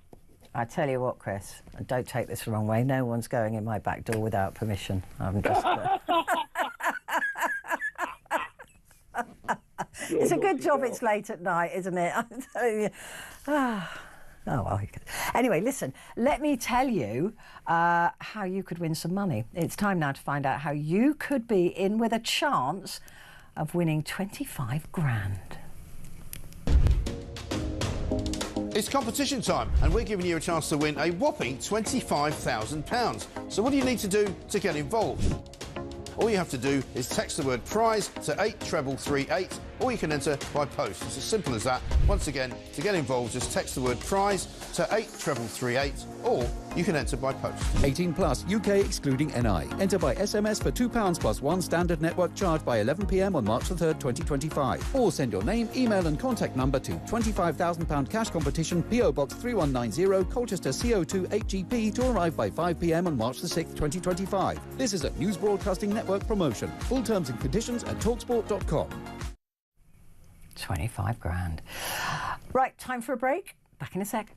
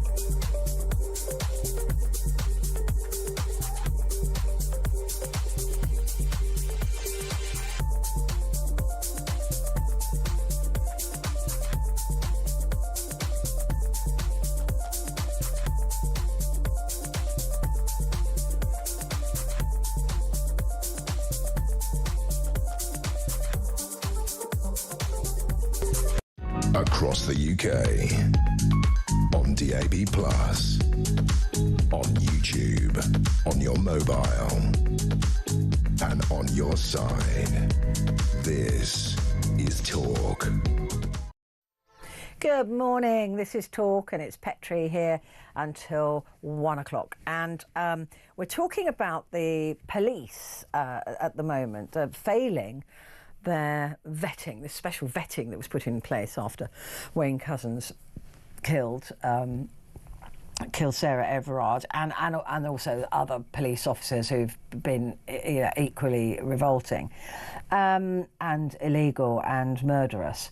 But so this extra special vetting was pulled in, and about 500 cops have failed it, right? And Sir Mark Rowley, who is the chief of the Met, he wants to sack them. He wants to get rid of them. But in a test case in the High Court, an officer who had been accused of some terrible things, rape, sexual assault, indecent exposure and domestic abuse, mounted a legal challenge against the force for removing his vetting clearance over the allegations, which he denies. Yesterday, Mrs. Justice Lang ruled that removing his warrant card without proving the accusations was a breach of his right to a fair trial under the European Convention of Human Rights. And I do believe that everybody has a right to a fair trial. So I'm kind of like, immediately I go, yep, now that was the right decision. He shouldn't lose his warrant card until he's proven to be doing that. The trouble is, the Sir Mark Rowley is saying, well, look, they failed the vetting. And this is because there's been substantially enough of these reports against these officers to show a pattern of behaviour that we don't want in the Met. And maybe, I don't know, I haven't seen the cases up close, that they didn't meet the bar to be taken to court. But that flies in the face of innocent till you're proven guilty, which is an absolutely vital part of our judiciary, of our justice system. So it's not right to take somebody's warrant card off them, right? So we've decided. Until you then say, well, but these are police officers and they hold an enormous amount of power. So maybe they should, on the balance of probability, have their warrant card taken away from them. Because look what happened with Wayne Couzens. Mind you, he had his warrant card, didn't he? He said he was an off-duty officer and arrested her and then murdered her. I don't know. I keep flip-flopping on this, I really do. John is in West Lothian. John, good morning. Good morning. I find this really difficult, this one. It's hurting my brain. Well, it is. It's an extremely difficult sort of situation. However, I've got to say that I'm with Sir Mark on this one. If anybody that's employed, the employer has the right to investigate, to carry out a full and fair investigation, and if they find that they have broken the rules or whatever, they've got the right to dismiss. Individuals then have the right to go to an industrial tribunal to complain about that decision. And with police, it's even more important that the public are protected. And I worked for a security industry for a very long time, longer than I would probably care to remember. And vetting was the major part of the job. And if you broke the rules, or if after not just one complaint, but a series of complaints, they have the right to do whatever is right for the company or for the individuals and the customers that you're dealing with. And I think that's exactly the same here. The law seems to be going always in the wrong way at the moment on a number of issues, and this is one of them. And I just feel that it's totally wrong because, yes, if people make vexatious accusations years after, then fine, that's a different matter. But here we're dealing with colleagues, here we're dealing with situations that are truly in the public interest. Yeah. And in a vital way, John, because as we were saying, as I've been saying, when you're confronted with a police officer, maybe you've just been attacked, or maybe you've just been robbed, or maybe you've just been raped, you are at your most vulnerable, and you need to be able to. Most of us never see the police day to day, right? So if you are in contact with them, there's a good chance that something bad has happened, either to you or one of your loved ones. And you are in a vulnerable state, more vulnerable state than you would be anyway.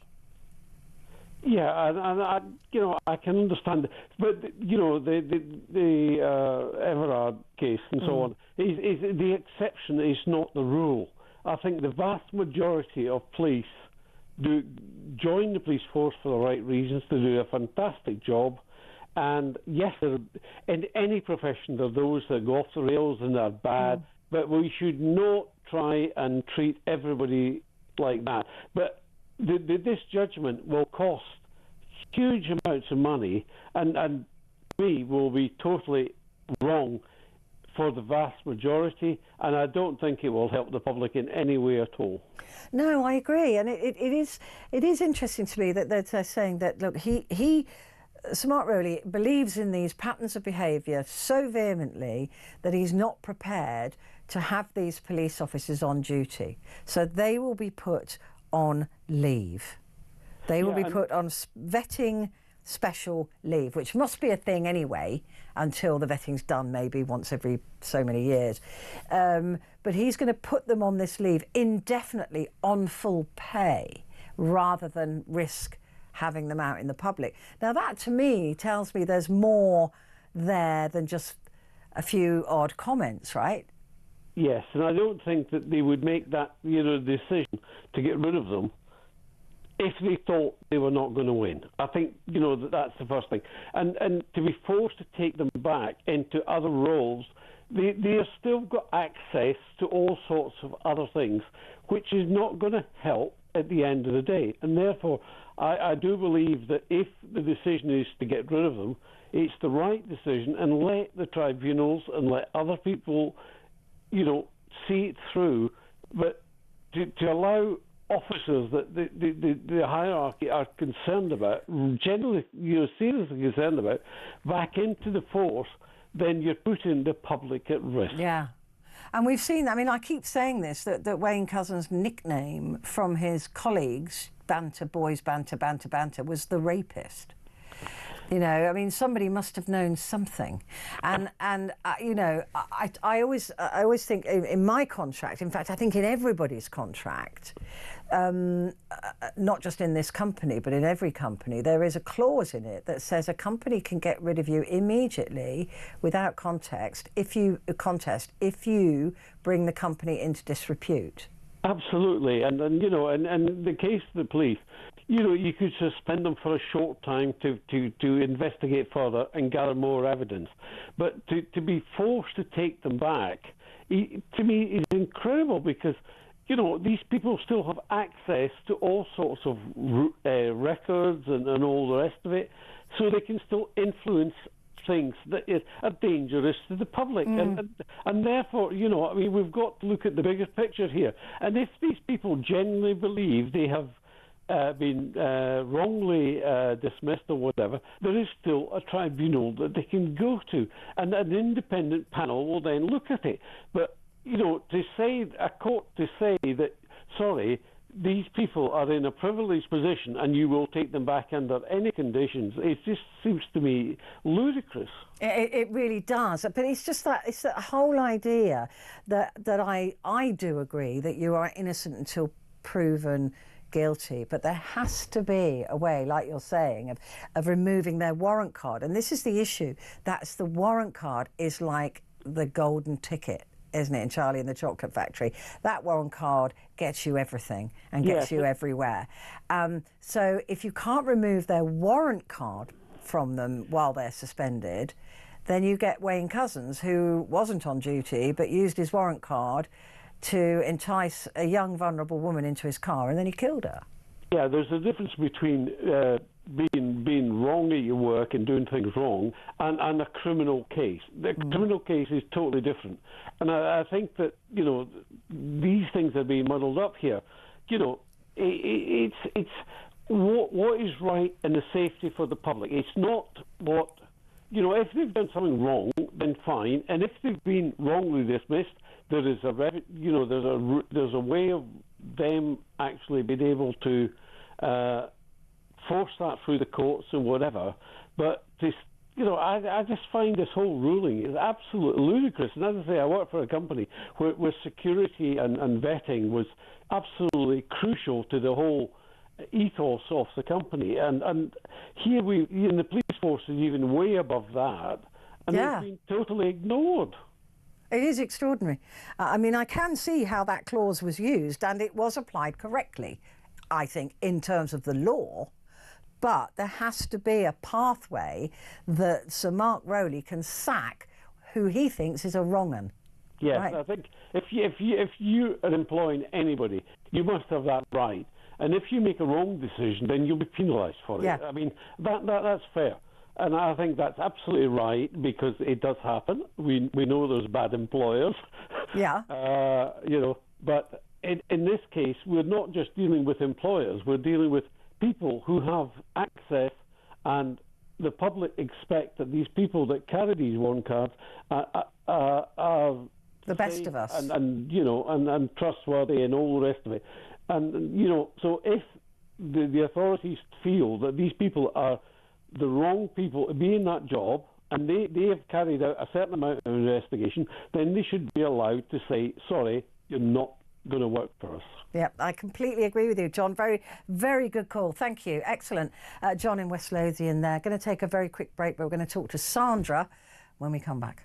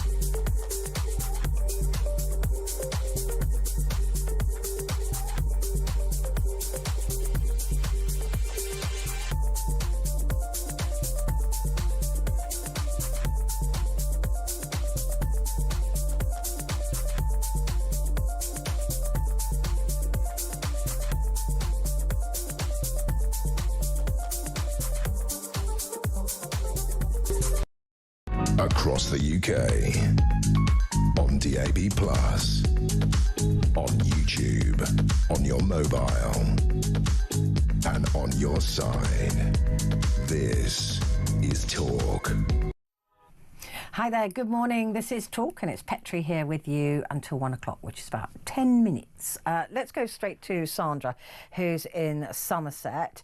Good morning, Sandra.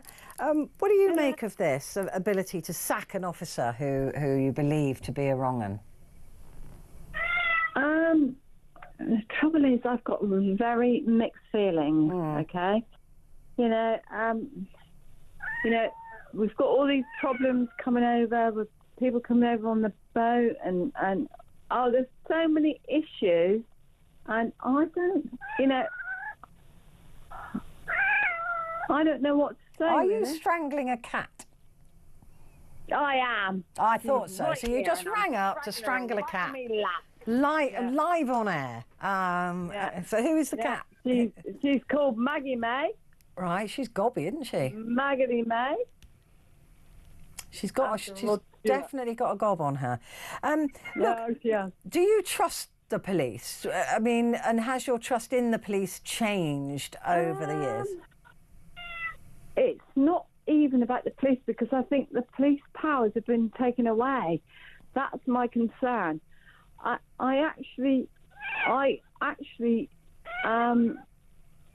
for the police, because stuff it's been taken away from them.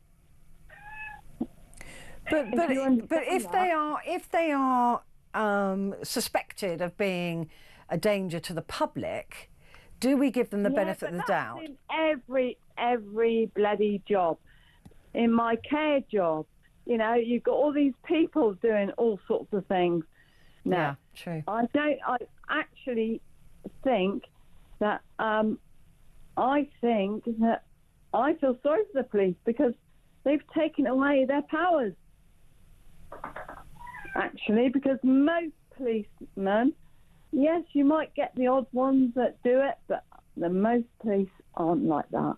No, I agree. I think that most police, you're going to tend to gobby Maggie.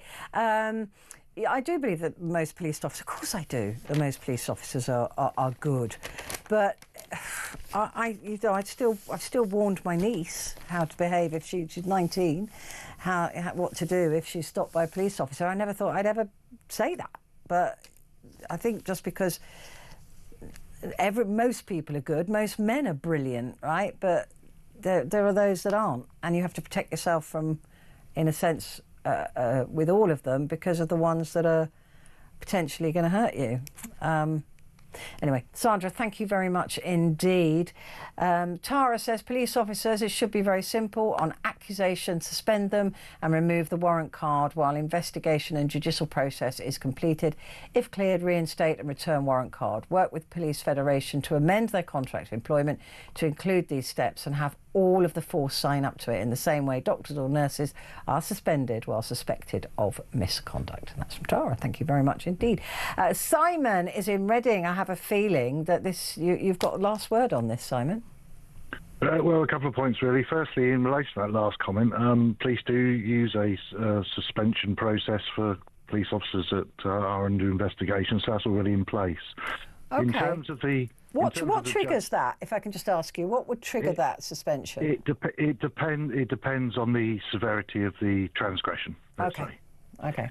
Certainly, if it's criminal, you'd expect them to be suspended until something was dealt with and investigated. And would they be suspended on full pay? I guess they would. In terms of the court, I think the way I read it was the judge was put in a position where they were said, look, under existing legislation, can we do this? All right. And of course, under existing legislation, the human rights, etc., the judge had no choice but to rule the way she did. But what was clear was, because it's a test case, what was clear is that, okay, we failed this test case. So the judge, I think, said, the police need to go and get legislation to be able to do this because it won't work under existing legislation. Do you see what I mean? So, in other words, back to Parliament, they've got to come up with something that can actually achieve the police's aim, all right? So that, and with all the checks and balances in place so that you're not just sacking people on a whim, you're actually doing it for a particular reason. And it certainly sounds like the cases that the Chief Constable that the Commissioner is talking about are ones where they've got, they know the particular individual is a bad one, but they've got no current way to get rid of them, and so the only way that they can do it is go through this test case of removing the warrant card and doing them under incompetence because they haven't got a warrant card, they can't do their job properly, therefore they should be gone. That they no longer can be the public servant that they were hired to be. It's just in terms of you, because I noticed you made a comment about your daughter or your cousin niece, or whatever it is, niece. Certainly, look, no police officer. If you stop someone and they turn around and say, "Look, do you mind? I'm on my own. I'm a lone female. I'm going to drive to the police station. Can you just come with me and we'll deal with whatever it is you want to deal with there, providing they're not drunk in the car, of course." But generally speaking, no police officer would object to that because they fully understand the vulnerabilities of people, and they fully understand, that, okay, not a problem, we'll go to the police station, and I'll follow you to the police station, and we'll do that. And sometimes, if a police car is flashing you down, you can just do that. Drive normally to the nearest police station, just stop and say, sorry, I just wanted to stop here, not in the middle of the road, I thought it was dangerous, that sort of thing. And any police officer would be understanding of that. So, yeah, it's just, I keep, trying to put myself in the position of Sarah Everard that evening. Well, you can't, can you? Because that's a predator after a female, a vulnerable female. And, but there he was with his. There he was with his warrant card. There she was thinking that during COVID she probably had broken a rule or two. She was on her own. Literally, as you remember, the streets were absolutely empty. Right, there was no cars, there were no people. I mean, it was the perfect hunting ground for a sicko like him. Exactly. And would I have? Feeling a bit guilty, maybe I shouldn't have been out walking. Would I have got into the car or not? I'm not giving people advice. They could take or leave the advice. Right. But if I was a lone female, and I wasn't happy with the situation, I'd start screaming. I'd have the phone on. I'd be screaming, all that sort of stuff. The situation can soon settle down if there is a valid reason why a person has been stopped by a police officer. But she thought there was, of course. She thought she was out breaking COVID rules, so immediately she's on the back foot. Yeah. But if people have any doubt, simple stuff like, do you mind if we do this somewhere else? Do you mind if you turn your body camera on so I know this is being recorded? Do you mind if I record our chat with each other? So I can record your details. The police officers are not going to worry too much about that because they understand generally. If you're a lone female and you're being stopped by police, it must be traumatic anyway. Yeah. To begin with, if you've got nothing, if you're not used to being stopped by the police, and if you can do those things, you'll soon know whether it's a legitimate reason to stop you. Yeah, I mean, then that is the sort of advice I've given to my niece. Is get their number, record them, phone the police station, all of those things. Information is on the warrant card. Take a photograph of the warrant card. Absolutely. Send it to your auntie or send it to your mum. And I keep saying if they are legitimate, then they're not. You can even say things like, "Look, I know you've stopped me, officer. Do you mind if I just ring someone, just so they can listen into our conversation? It's nothing about." What I suspect you're doing or anything like that. But I just want